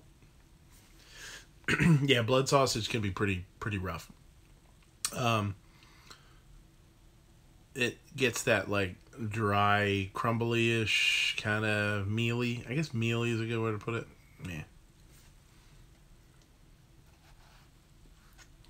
Yeah, there you go, Alan. 5.9 millimeters at a time. You could yawn. You put a bunch of 50 BMGs in there, or those speed strips for revolvers, maybe, where they, it's just a one piece and they kind of clip, comes right out. There you go, something like that.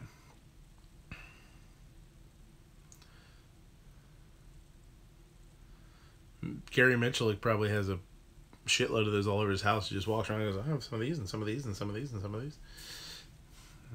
45.7 government. Like my rifles like I like my cheese. Government.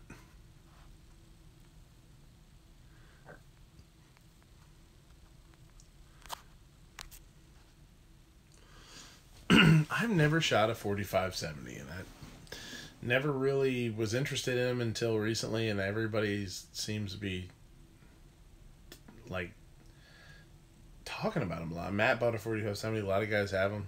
It made me want to get one because I really like the lever action.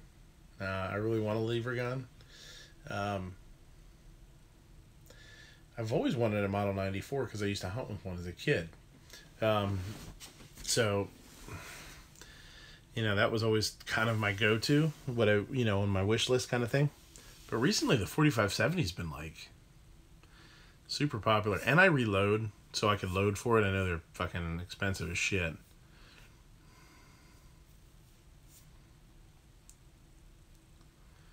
Jumpy, would you say liver...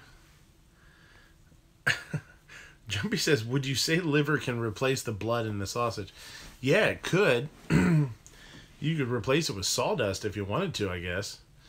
The problem with that is now you're doing a liver sausage, which texturally is probably going to be very similar because it's going to be like grainy and mealy because that's how liver is, especially when you puree it or blend it up.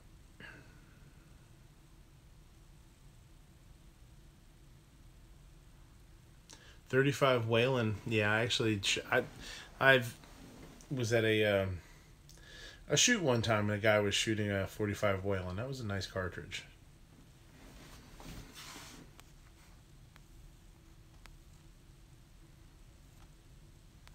Did I miss something from you? Oh yeah, I saw it. Lever. We talked about this last week too. I say lever and I say lever. I don't know. I go back and forth. Maybe I'm super weird because I go back and forth. That's probably weirder than saying one or the other.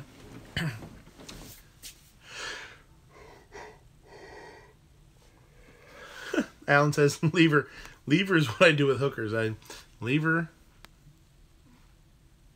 here. Oh, I lever here or there. Lever alone. When you're done, you lever. Lever money lever money on the dresser.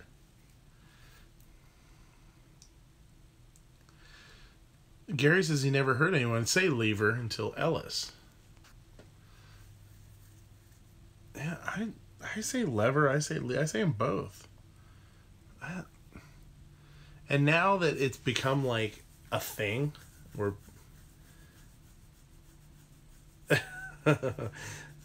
Jumpy says it's okay, Travis, to cook with your pronunciation of lever. Say I wanted to say lever there. I don't know why. I don't know. There's something wrong with me. I'm finally losing it, I think. But I never even thought about it. I just said whatever, and I do say back and forth. But recently, like, all this talk about it has got me, like, hyper focused on it. Like if I'm gonna say it, I, like, think about which one I'm gonna say. It's really weird. That's some sort of brain damage, man. Black Bear, you're next. Says Black Bear is roughly the same as mule deer size-wise. I've taken plenty with 30-30 and 35 Whaling. It's hotter than that. Yeah, I mean, 30. That's my grandpa. My grandpa always said that. More deer, more game has been shot with a 30, a 30-30 caliber, 30-30 cartridge than anything else.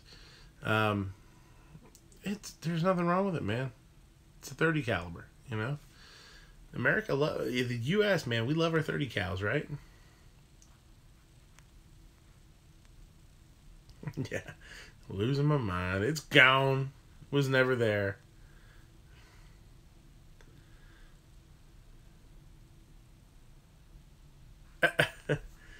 Gary said, I can remember one Christmas, one of my sisters bought my dad a router. She was pronouncing it rooter.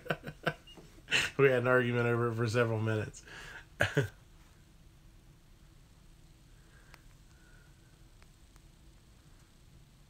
Oh, that's another one. Fine Ape says, do you say carbine or carbine? Carbine. I think I say carbine. Yeah, I'm pretty sure I say carbine. But I don't know. We'll see what happens in, one of these chats and I'm not really paying attention, and maybe I'll say it carbine. It's router. See, now you say that, Night Strike. You say it's route, R-O-U-T-E-R, router. But some people don't say route. They say root. like Route 66 or Route 66. All over the place. What? Well, Vlarschard too. How you doing, buddy? Good to see you. Thanks for stopping in. He says, okay, I guess I need to step away from 8mm Mauser. Do not do that. I love 8mm Mauser. I love my 8mm. I love the cartridge. It's the first thing that I loaded for. It's what I learned to load first, I guess. It's a good cartridge, man. There's absolutely nothing wrong with an 8mm, especially when you start getting up into like the 8mm mags now. That's a hot ticket right there, man. Creek or Crick? Wow, both. You've got to, like, I grew up in a really small town, and I grew up, not that my grandpa raised me, but I was with him every day almost. And he would say Crick. It's things like that, you know. So I grew up hearing it both ways. So sometimes I revert back to the Pennsylvania Dutchy kind of stuff and Crick, and you know we end words with what prepositions, I guess. We say, are you going out? That kind of thing is real big in Pennsylvania. It's like people say, are you going out tonight? Or are you going to the movies? Or are you going to the store? Where here, people will just say, are you going out? And you say that to some people around the country, and they're like, are we going out what? What the hell are you talking about? I remember my grandpa talking about when he was in the military, and he, people used to call him out on that stuff all the time. Gary says, what bugs me is people saying they're going to the Walmart. Yeah. That's funny. Yeah. Alan says grandmother used to say Washington instead of Washington. Yeah. Yeah. Anytime, people add R's. Another big one in Pennsylvania, one of the things that people do, and I brought this up to to the guys in the kitchen at one time, and I said, Pennsylvania, we'll just knock syllables out.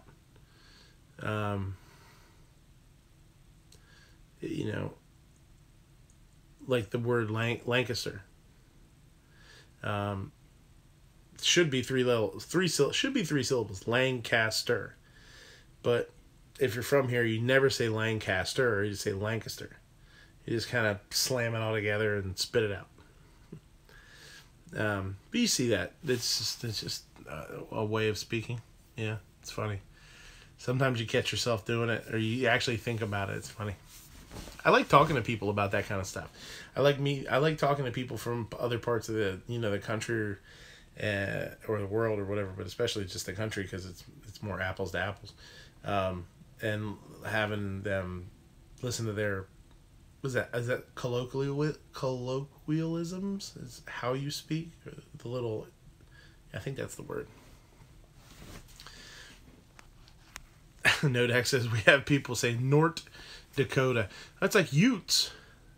The two Utes. The do what? The Utes. Utes?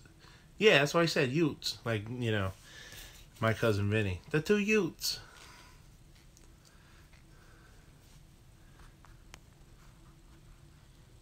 Yeah, Wally World.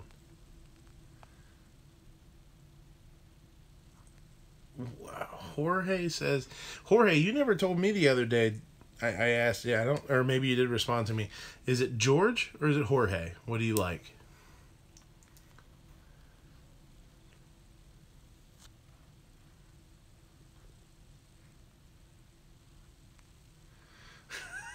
Alan B. Pro says, I have a social experiment that I have run for well over 3 years.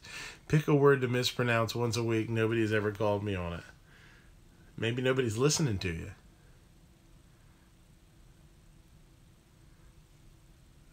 Okay, you did respond to me. Well, what the hell did you say? Jorge.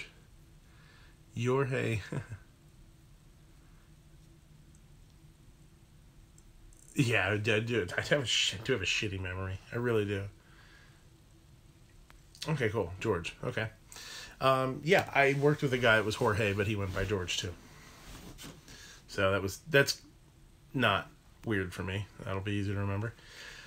Gary says, we have an argument here because the Arkansas River goes into Kansas, but we pronounce the river name as Arkansas. My daughter, who grew up in Arkansas, hates it when I say that. Arkansas. I'm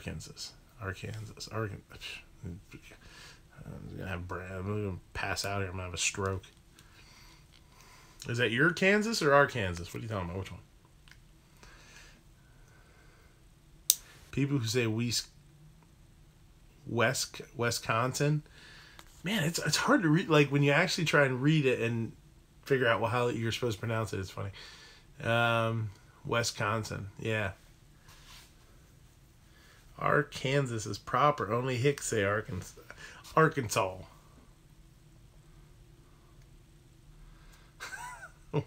Yeah, like whiskey. Wisconsin.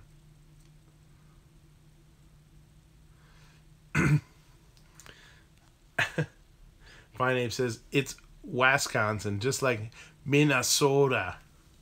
Hey there, Minnesota. Jesse the Body Ventura here.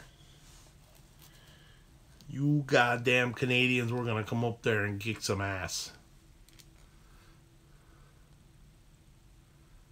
You're next. Pronounce you're next.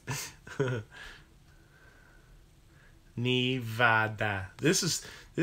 We need to change this because this is fucking ridiculous. Missouri pronounced misery or Missouri. Yeah. This is just stupid. I'm just sitting here pronouncing words incorrectly. This is the most ridiculous, stupid chat ever.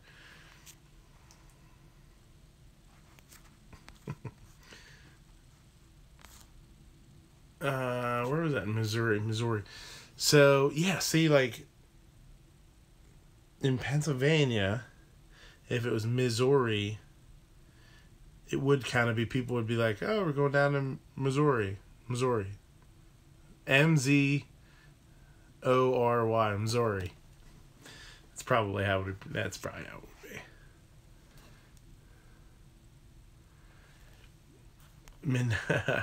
Night Strike said that there have been worse chats like Hit or Miss episode 1. Hell, my episode, I deleted my first one. It was a goddamn mess. I didn't expect anybody to show up. I didn't realize that you could make stuff unlisted. I just started it up and was trying to figure out how to do this. And next thing you know, I got like 4 or 5 people in there like, hey, what's going on? It was pure garbage. Even the one that's up there that's Midnight Range Live #1's a little bit off. That's not too awesome either. That was tough. Alan, the very first one, Alan, the one that was Mel was there. Mel stopped in. Grim, maybe? I don't know. You could have been there. I don't know. Yeah. Night Strike, I delete and edit nothing. Everyone gets 100% Night Strike 100% of the time. I like that. The only reason I didn't show the first one was because most of it was literally just people typing in and helping me get my settings, playing with settings and how to do this and how to do that. It was a clusterfuck, but it wasn't something that somebody else would want to watch to learn how to do what I was trying to do, because it wasn't, didn't have their shit together enough for that. It was kind of crazy. AC97 says simple. English is bullshit. It is pretty weird. Like, why is woman and women's pronounced, you know what I mean? Like, just weird stuff. What is a good all-around pie crust? Jumpy says, probably a pie crust that goes all the way around the pan. Bam. Done. All the way. Yeah, Midnight, he said, Grim says, Midnight, you should have saved it for Crackle. Yeah. Yeah, I could have. Hey, watch this. Don't be like me. Not that my shit's so super crazy high quality now, but I'm not really intending for it to be either. You know, I got so much going on. I just can't put a ton of like pre effort into it and making sure, you know, this. I just want to have fun. Just want to have fun. Let them be free for alls. You know. No, I'm not tired. Jumpy says, "Are you tired of the food stuff?" No, absolutely not. Well, you're talking about pie crust. For me, it's just a super simple pie crust. I mean, it's not something that I'm off the top of my head I can give you a recipe for. I'd have to look up a, you know, simple pie crust. I have one book. I have one of my beginner pastry books at work that when I need something like that, I hit up from when I was in culinary school. That would be kind of neat. I should look it up and, you know, post a link to it or something. You know, I should dig up some of my old books. And maybe post them up here if, you know, you guys need like here's a good pastry book, good dessert book, pies, cakes, pastry creams, like all, you know, the 101 stuff as far as like if you're going to be a chef. That would be a good book to have. It is a good book to have. I use it, you know. Any progress on that Jell-O sandwich? I don't know what the hell you're talking about.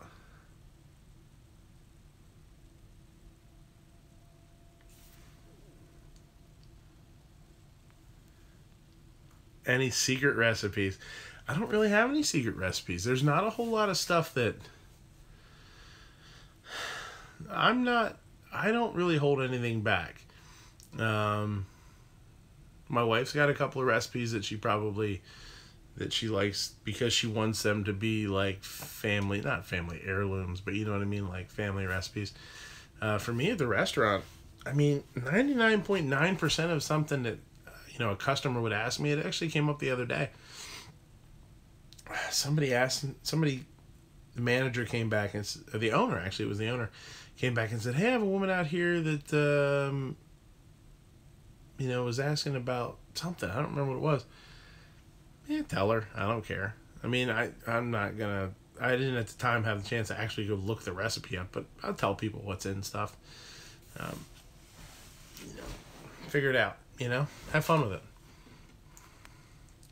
Yankee and Matt in a Jell-O wrestling death match. Who wins? Oh. Man, Yankee's a pretty big dude. But he's getting pretty old and creaky. I think Matt wins.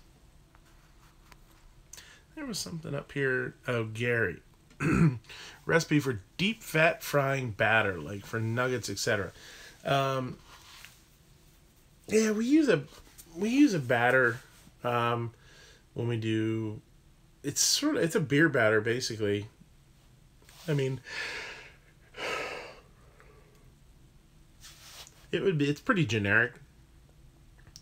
Flour, egg, a little cornstarch, salt, pepper, beer. I use a lighter beer, like a Bud Light or something, no, not super bitter. But I can't remember the recipe off the top of my head. Every time I yawn, your next says, yawn. Yankee versus Jaeger in a presidential. Oh my God, that would be awesome. Oh my God. That would be... Either that would be amazing to watch, or you would watch it for 5 minutes and I'll be like, oh, no, I can't do this anymore.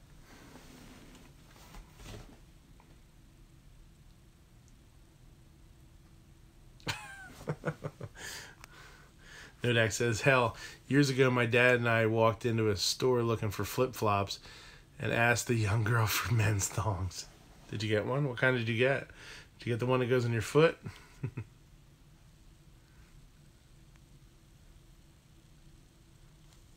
Heavy versus Night Strike. I don't know. Well, Heavy was in the military, right? I don't know. Maybe that doesn't matter as much as I think it was. I mean, I don't know. It's a good one. There you go. That would be. Gun Channel's ass whip contest. Everybody put your votes in who would come out on top.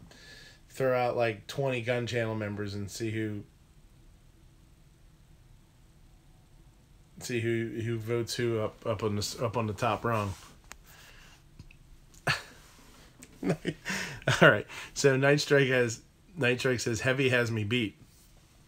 I looked up as if you don't know, if you've never done this, it'll come up and then it kind of fades away. I looked up as it was fading away, and I swear to God, I thought Night Strike. I thought you typed Heavy beats your meat. It's like, wow. I was like, he really taught him a lesson, huh? Link versus Jumpy. I don't know either of you guys. It's hard to judge. I don't know. Night Strike is admitting defeat. I know, it's crazy, right?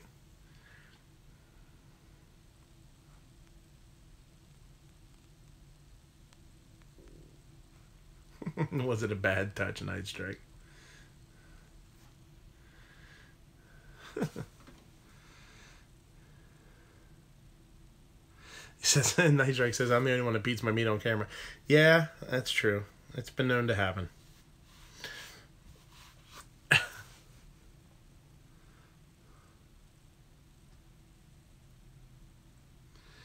Gary says, what got me is the young British kids thought they were cool. They were drinking Budweiser in cans. America. That pork loin didn't know what hit it. That's right. Mallet. Hemi says he's not a big guy, but he carries 2 knives and wears steel toes 365. That's a stomping, right? It's true. You usually got to pay for that kind of content, watching somebody beat their meat. I do it for free. I love my fans.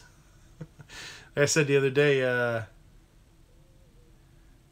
man, we were talking about, oh no, it was Clover was going live from the gun show out there, talking about having fans and being recognized, like Ghost and him were recognized by people.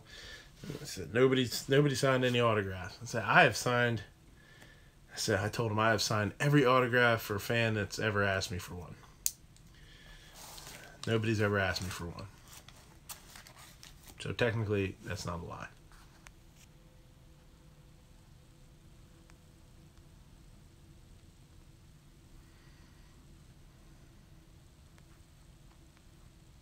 Clover and his gun bunnies, that's right. Oh man, ingrown toenails. Boy, that's miserable. Yeah, those are a bummer. Night Strike wants a signed autograph. Be my first one, bro. Hey, look. I got my Sharpie right here. I got my Sharpie. Put it brand out. See? Brand out. That way I can get that sponsorship money. I actually always say, because autograph and a blank check. There you go. I could use a couple of those myself. I always said that Sharpie should sponsor chefs, because we all carry Sharpies like crazy. You know, you always have them in like the side pocket here or wherever. Sometimes they're not Sharpies, obviously they're like, you know, cheaper ones, but Sharpie is like, Sharpie's the big name. I just thought it'd be smart they just freaking logo your chef jacket, you know. Let you walk around. I'll take some Sharpie money anytime. Sharpie, if you're out there, give me a call.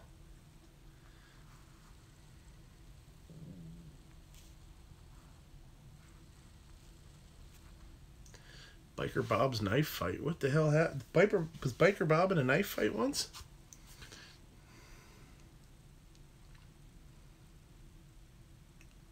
You misspelled kitchens. Alan uses Sharpies because he works in the kitchens. Yeah, man. You can't come to work without your Sharpie. That's like kitchen 101, man. And if you don't have it, it's a pain in the ass, man. My guys forget a Sharpie. All day long they're coming up, can I borrow your Sharpie? Can I borrow your Sharpie? Ugh.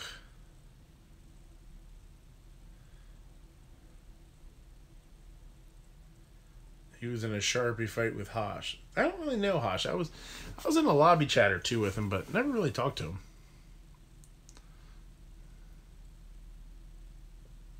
Travis is great. Says, I will never sell out. Except if I get sponsored. Then I'm your bitch.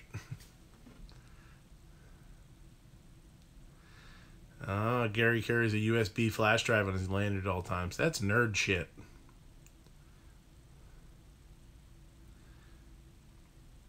I have to look that. Is that on Bob? Is that on Bob's channel? I don't think I subbed to Bob. Maybe I do. I don't know.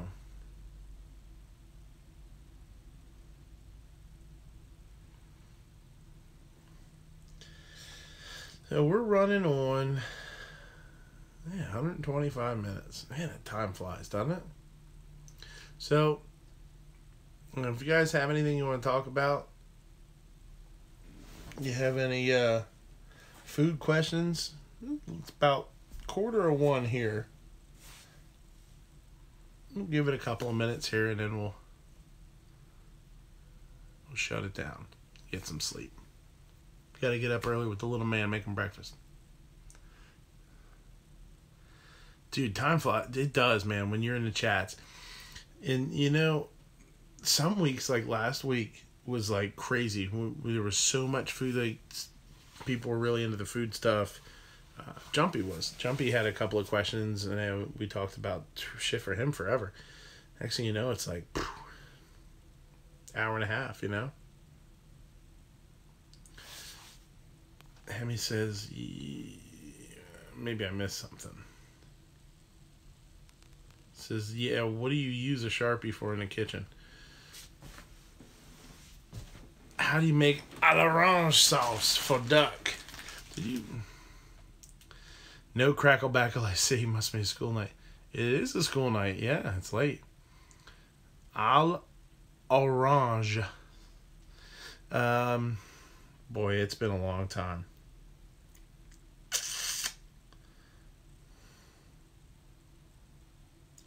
And usually you use a half duck, bone in. Just take it and right down the middle. Leave, sear it in a pan and finish it in the oven in that pan. Pour out the fat, and then it gets orange zest, orange juice, and I don't know what kind of liqueur we get. Get some sort of booze, but I don't remember what. That's the kind of stuff that interests me. It's like it's been. Oh, seriously, what do I use a Sharpie for in the kitchen? Because we have to label everything. Everything gets labeled and dated. So we have labels that you could write on with a pen if you really wanted to. Which is better, duck or turkey? That's tough, man. Back to the duck. I forget what kind of booze it gets. I know does it get brandy? Might get brandy. French like brandy. Yeah, there's a lot of brandy in French dishes. It's a French dish. Sharpies. Everything gets labeled and dated. So if you're not using... We use these little melt-away labels, which are really cool. They're just like an inch by an inch. And you can write on them, and then you don't have to take them off. You can run them through the dishwasher, and they just melt away, and they dissolve.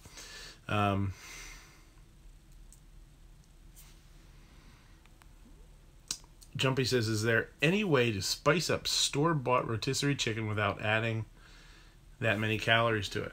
Spice. Like you said it right. Like spice. I know doesn't look like it, but I've been on a lot of diets in my life. And some of the best ones that have worked for me have been ones with big flavors that are spicy or like sour or hot. When you add because things like ketchup, they've got a lot of calories in them. But mustard does not. Yeah, duck jerky is good. You can make duck pastrami too. That works really well. Where you cure it and slice it. But anyway.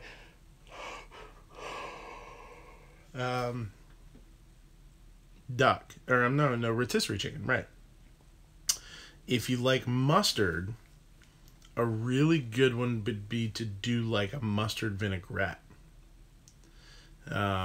If you do like whole grain mustard, vinegar, maybe a touch of honey, just a little bit, and a little bit of oil. Nice. You just pour that over the top or use it as a dipping sauce. Good stuff. That's what I would start with.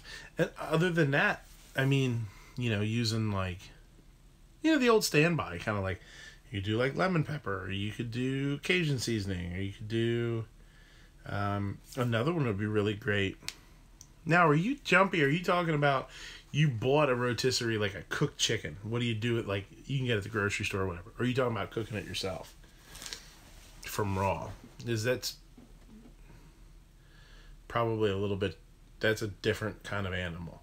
If you're doing them from raw yourself, like you can go buy a small chicken yourself, leave the bone in it, not debone it or anything. Again, we were talking about this with the turkey, is lifting that skin up and sliding inside like sage, some fresh sage, sliced lemon, and what was I just gonna say? Sage, sliced lemon, and garlic,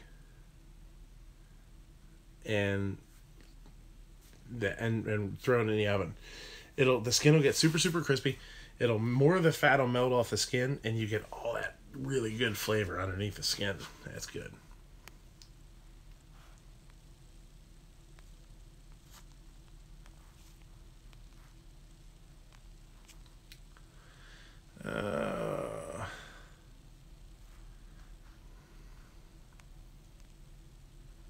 Snuff film. What happened to Fine Ape? I don't know. Fine Ape. Yeah, I don't know. It just disappeared. He had a comment there and it disappeared. I don't know what happened. Oh, Fine Ape was banned. Who got? Yeah, you got banned by accident. It happens. See. What the hell, you guys are like the Keystone Cops out there. People are disappearing. But there you go. It does prove you. I mean, when you get banned, your stuff just disappears. Thanks, Night Strike. Thanks for coming, man. It was great to see you. I appreciate you stopping in. My little old chat here. How do you unban? I don't know if you can unban somebody. I think only the host can unban somebody, I heard. I'm not sure. I know if, the moderators can put somebody in timeout or ban somebody, but I think the unban, I think that has,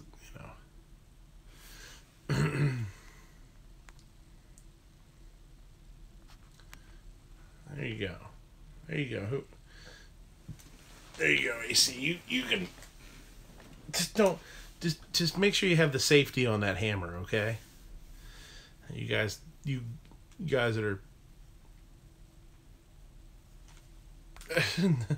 never-ending travel through time and space, node access. Oh, you can unban, but you have to do it right away. Like I guess in case it was an accident. Yeah, it's no big deal. Especially in this little old chat shit. You notice when somebody's gone. Some of you guys that are striker fire don't have safeties. Your hammer can go off at any second. A-bait.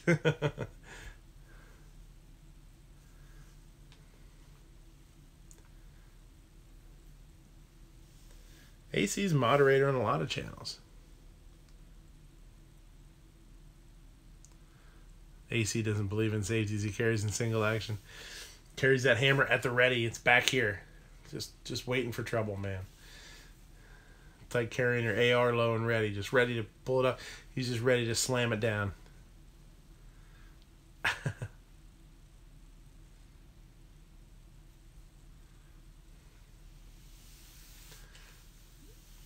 Alright. So what do you think, guys? Shut it down?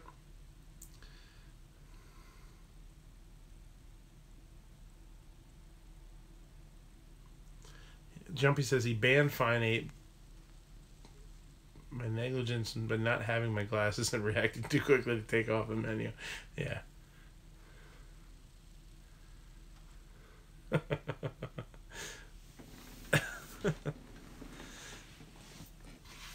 I'll have to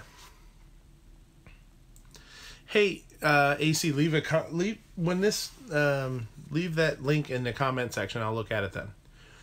When this posts, Hemi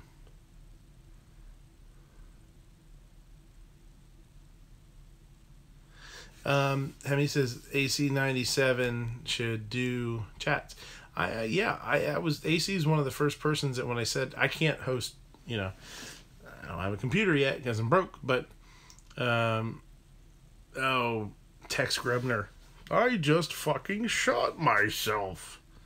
Yeah, that's my Tex Grebner. That's pretty good too.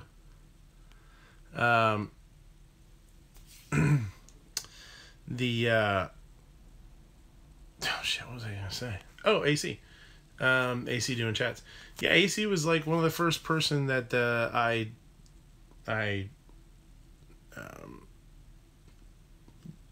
talked to.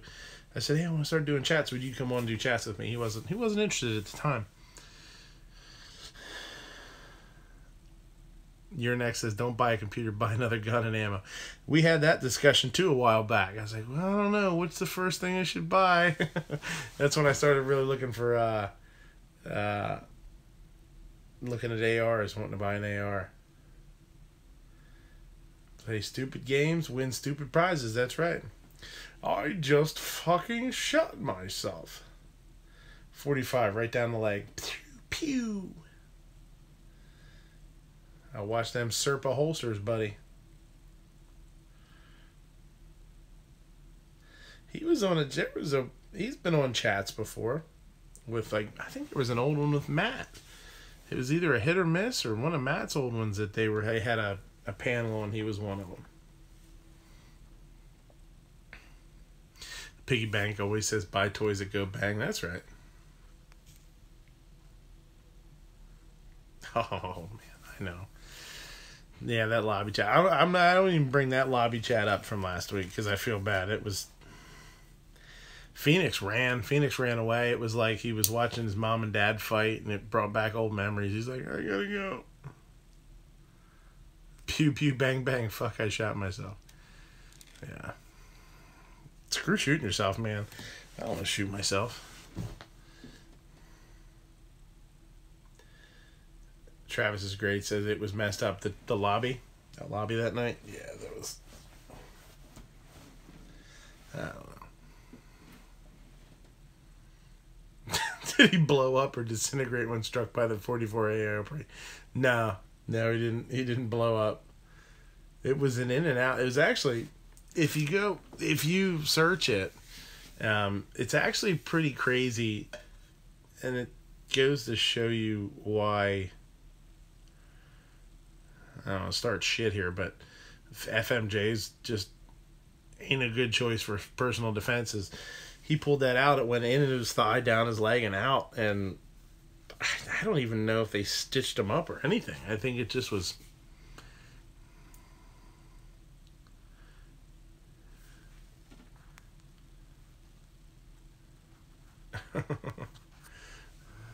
Alan says, I shot myself in the nuggets one time with a rubber band. Good.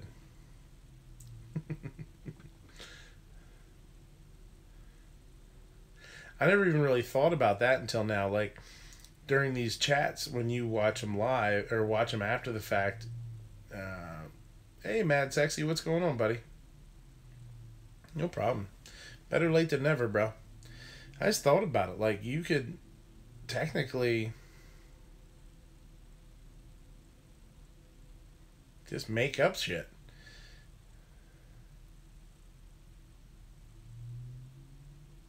Yeah. G-Web's shaking his head. I have to turn this chat around and go home.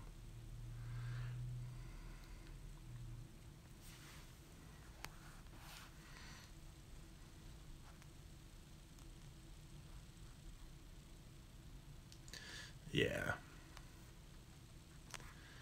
You got Grubner. We when we first saw that was the catchphrase, like, don't Grubner yourself.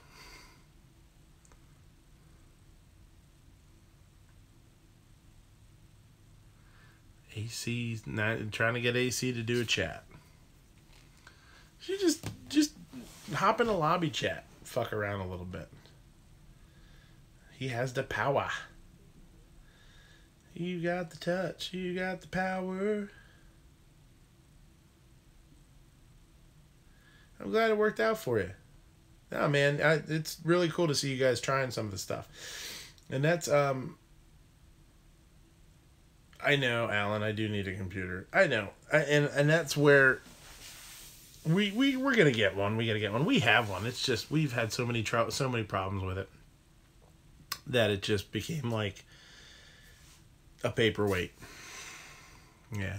Because I do. I want to have you guys on. It's fun to do these myself. Obviously, like, it's, I'm not, it's all for fun, just bullshitting around, that kind of stuff. But, when you get 3, 4, 5, 6 people on, you can really get some cool conversations going. It's great. Uh-oh. Little tiny water's gone. Uh-oh. Must be the end of the show.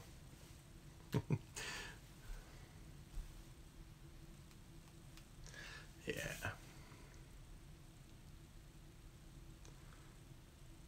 Yeah, he says, can't completely cheap out, but don't buy a game machine. Yeah, you go, there's Yawn.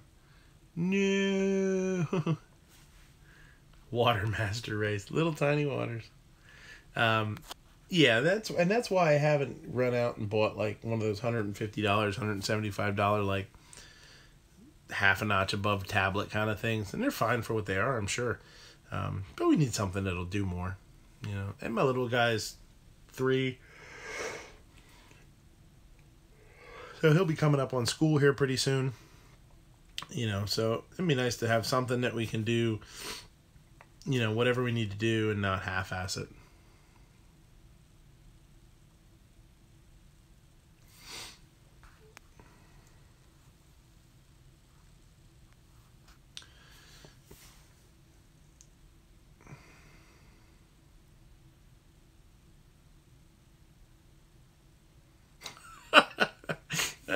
Your next says, go pee-pee before bedtime or you'll get a late night boner that makes it hard to go. Hard to go in quotation marks. Jumpy says, is there any semi-wad cutter jacketed hollow points out there? There is something. Oh man. Yeah, I've seen pictures of stuff. I have, and I'm trying to remember who did them.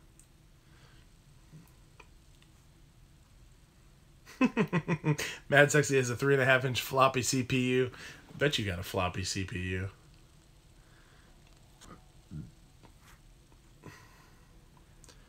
Yeah, there's some out there. That's kind of an oddball thing.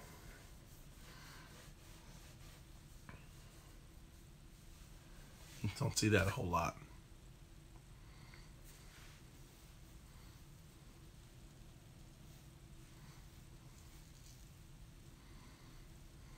I'll give Mad Sexy a chance here. Mad Sexy, you got any questions? I had an instructor in school that after he did a lesson, he would say, questions, comments, or challenges. So maybe I'll bring that back. That's a throwback.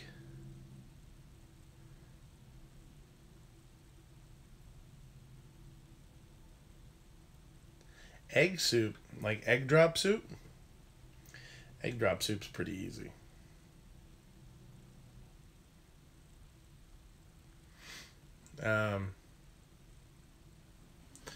I mean, you make a base just like any other noodle soup, really. I mean, basically, it's just a noodle soup.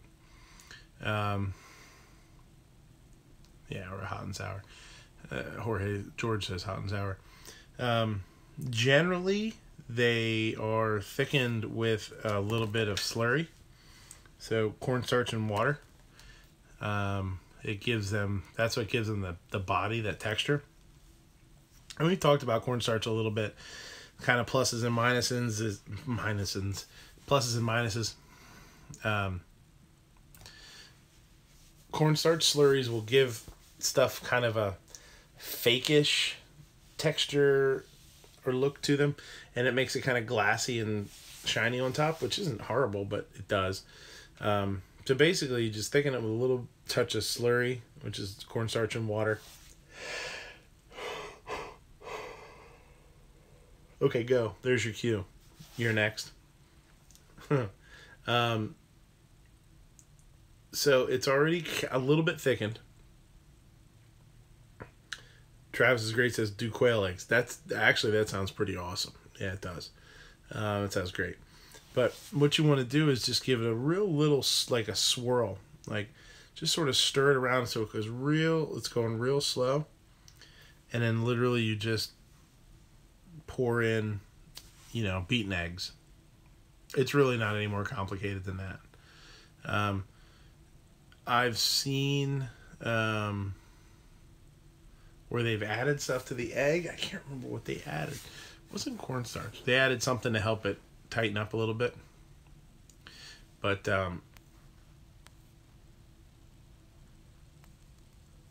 Chinese food rocks. It sure do.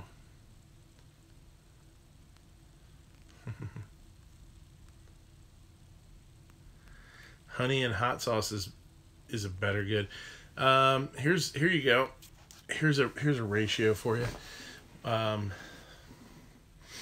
We normally do it in quarts because we make a lot at a time.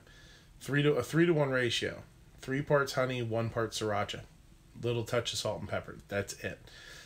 We do that on like fried chicken kind of bite thing, little boneless wing kind of things, breast meat. But if you do it on like fried chicken, fried shrimps, that's good. Honey sriracha, basically honey sriracha, but that's a good ratio. A little bit spicy,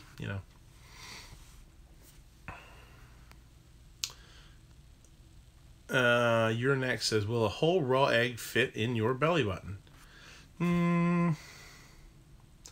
Not without some sort of violence associated with it. We don't want to do that. Not easily. A good grim to inject a. Hold on a second. That's a hell of a bunch of words there. A good grim to inject a brisket. Oh, are you talking about brine? A good brine to inject a brisket idea to inject it for 12 hours slow cooking and smoke with apple wood chips and my Thanksgiving. It's my Thanksgiving dinner. Can you grime? A good grime. You might have to help me out with this one a little bit. Inject a brisket for a 12-hour slow cook on a smoker with apple wood chips. Something else that's kind of neat too is if you can think ahead enough, because you got to do it and then dry them out, is to soak your wood chips for a couple of minutes in like apple juice or something. Solution. There you go. Solution. Is it a good idea? Yes. A good solution. We were talking about we talked about brines in the very beginning. So what I used as a brine for my turkey for this, what I do is what did I say? A gallon of water, a cup of brown sugar, half a cup of kosher salt, and then whatever aromatics you want. And I use sage, thyme, parsley, garlic, and whole peppercorns. So that's something like that. I mean, you could steep that together and heat it up, get all the flavors out of it, almost make it like a tea, strain it out, and you could inject that. That's going to be a little sweet though.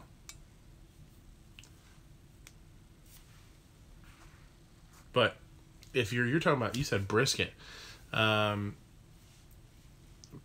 Brisket. A good one would be roasted garlic based.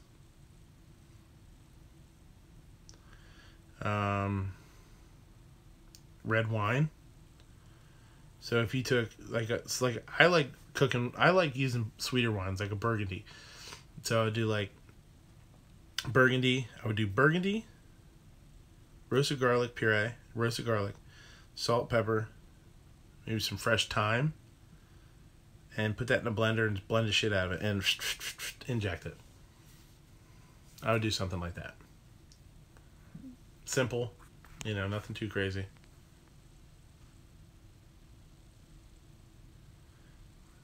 Bob's in the lobby chat talking about wild meat and beef. Wild meat and beef. Well, tell him to get the hell in here.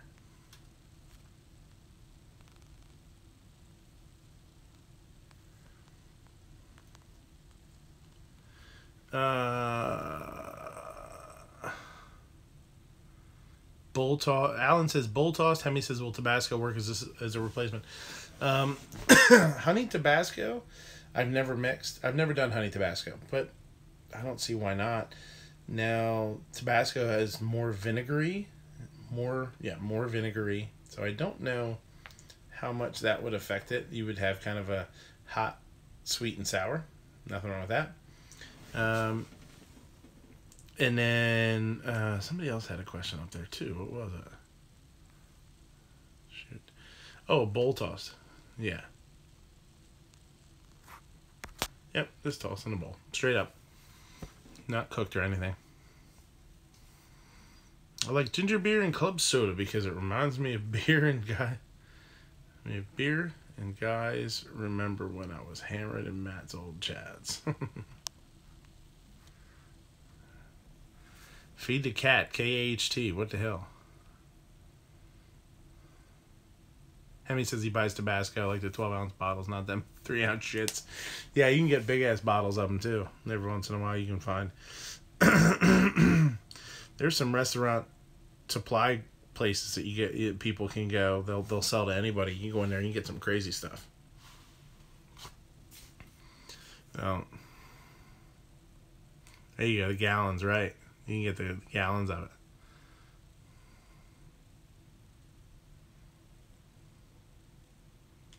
Ooh, now you're talking Tabasco versus Crystal. Then there's Frank's, too. Don't forget about Frank's. Frank's hot sauce. Cash and carry restaurant supply. That's right. There's one around here. It's called Restaurant Depot, too. Texas Pete. We actually use Texas Pete at the restaurant just for like the little bottles in case somebody wants one.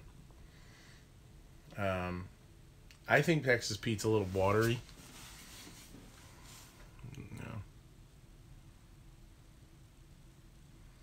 Yeah, a lot of places use Frank's. It's a little thicker. It holds a little better. And honestly, what a lot of places do, I know what we used to do years ago, Cholula's good too, is we would do Frank's and a little bit of melted butter for the wings. Man, that's good.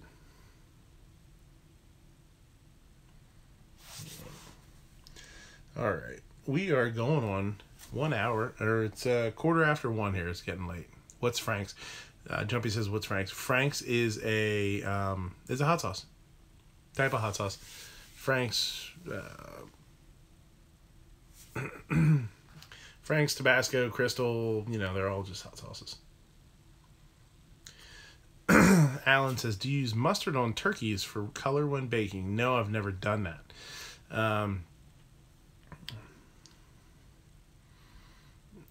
If you want to get it more golden brown, brush it with butter, a little melted butter. And like we talked about this earlier too, get that skin out of there. Get underneath that skin, lift the skin up off of the breast meat so it's not attached to it. Your skin will get super crunchy and crispy and brown better. Yep. I always start the turkey. If I do a whole turkey, which I don't anymore, and we were talking about that, I start it in a pan covered with foil until it's 75% done-ish, and then unwrap it and crisp it all up. He says, go to bed, you have a kid to feed in the morning. I know, he's going to be hungry. Hot wings. Hot wings are one of my favorite things. I love them. You think Decker says, I think Tabasco is more concentrated than Frank's. I don't know. I think Frank's is less vinegary. It's a little thicker. I think it's less vinegary. Tabasco and Texas Pete are more vinegar based. They're a little thinner, and they have a little more of that sour pop to them, I think. Mad Sexy says he's got an ingredient for me to work with. Let's look. Let's see. Habaneros. Habaneros as a main dish. What can you do? Habaneros as a main dish? Shit, I don't know. How the hell are you gonna make habaneros into a main dish? What are you, nuts? Just gonna eat them straight? I mean, anytime you take, like, I do jalapeno jellies and jams, marmalades, I call them marmalades. When you cook it in, the sugar and cook it all down, it takes a lot of the heat away, but, I mean, that's not a main dish. Your next is habaneros soaked in honey and vanilla overnight. That sounds good.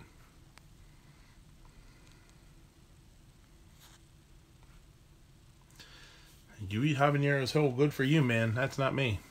You can have them all.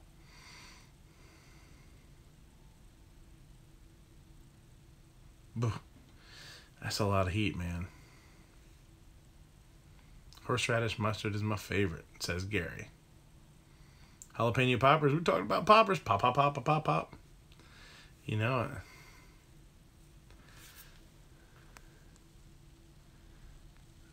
Gary, do you like wasabi mustard? I'll tell you what we do is a wasabi honey mustard at the restaurant too. Dijon honey and wasabi powder. We take the wasabi powder with a little bit of water to mix it together, and then wasabi mustard. Yeah, the wasabi mustard and then honey. Man, that's good.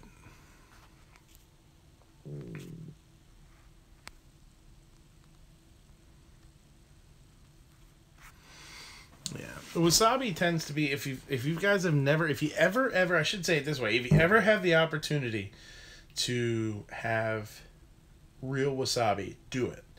If you ever go to a major city that has a big, Japanese culture, sushi places, whatever, if you have, which Travis are you talking about? Me? Or did I miss something? Pew poppers. Is that what you're talking about? The poppers?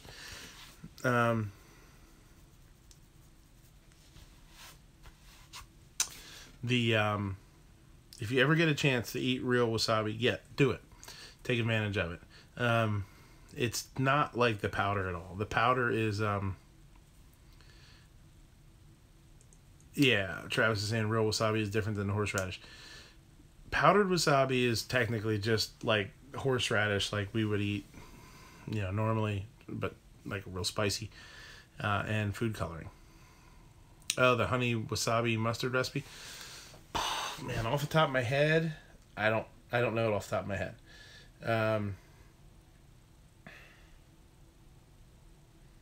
But literally, it's those three ingredients. I mean, I will say this: when you make it, take the wasabi powder in the bowl with a little bit of water to make it into like a paste, and then add a little bit of the mustard and whisk it so you don't get lumps. So if you do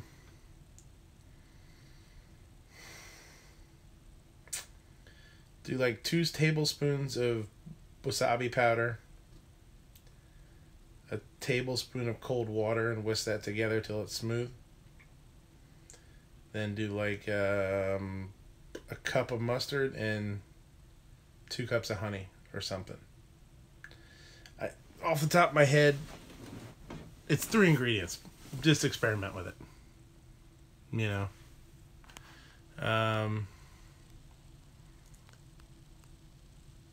Anywho, what the hell are we talking about? Oh, wasabi. So wasabi is a root. The wasabi that we all know, for the most part, is powdered horseradish with green food coloring in it. The real stuff looks more like ginger, but it's kind of greenish. And what's super cool is it's traditionally grated with shark skin graters, which are really neat. Look this up. It's really cool.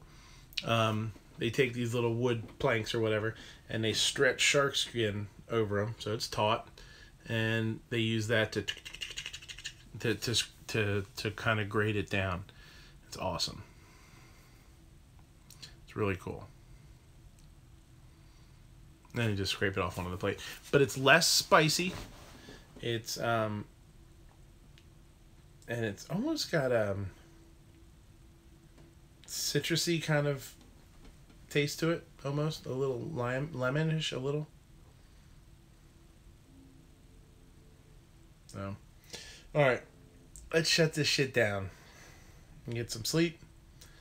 Get up in the morning and do it all over again. We got Monday Geeks and Geeks chat. And then I think I triggered Matt a little bit this morning. I think Wednesday they're gonna his top 5 is gonna be Thanksgiving foods, because I told him I was gonna try and do Thanksgiving today, and he's like, "Oh, that's a good idea." Liquid nitrogen. So, we're not dealing with liquid nitrogen tonight. Oh, not today. So I will see you guys tomorrow, possibly. It depends on how busy we are. Sometimes towards the end of the night I can pop in a little bit, but no guarantees. But if I don't see you tomorrow, I will see you in the comment section. If you guys have any questions, or you have things that you want to see me talk about, or topics, I guess I should say topics, leave them in the comment section of this one, and then I'll see it obviously, and then next week we'll talk about it. It's always fun, and it's always easier, with the participation of you guys, obviously. Give me some ideas. Give me some stuff you talk about. We got the holidays coming up. It's some really, really, really cool stuff. An opportunity when you're cooking for your family to try something new. And I'll tell you, one thing that I'm really good at is, twisting stuff up. Taking a traditional thing and, maybe adding some new flavors to it. Like I was talking about earlier, like if you're going to do, once I do stuffing, instead of just doing a plain bread stuffing, I'm putting marinated cranberries in there, just chopped up Granny Smith apples, toasted walnuts, stuff like that. And people having it like, "Oh, this is awesome. This is so good." We still got time. Next Sunday, if you guys come with some ideas or some, some problems that you want solved, like, my stuffing always turns out dry. Barbecue yams. No, that's stupid. We're not talking about barbecue yams. Sweet potatoes. We do. That's another sort of a family thing from my wife's side, that they do sweet potatoes with the marshmallows on them and stuff. That's good shit. That's some good stuff. I know. Well, you guys throw stuff in there, and I feel like, I don't like to, that's not that I'm cutting people off, but, I appreciate you guys coming. So you guys throw a question up there, or throw a comment up there that I feel like I should answer it if I can, I want to, that's what I'm here for. It's fun for me, but, it's, you are a marshmallow after Thanksgiving. So, I like to do that. So as long as you guys keep throwing stuff up there, it keeps me, I'll drag on, but, let's shut it down, and I'll see you guys when I see you guys, and, try and come up with some good stuff for next week, because you still have time next week to get some ideas and get some fun stuff done for Thanksgiving. Impress your family, you know? All right, so have a good night, guys. I'm out of here. Bye.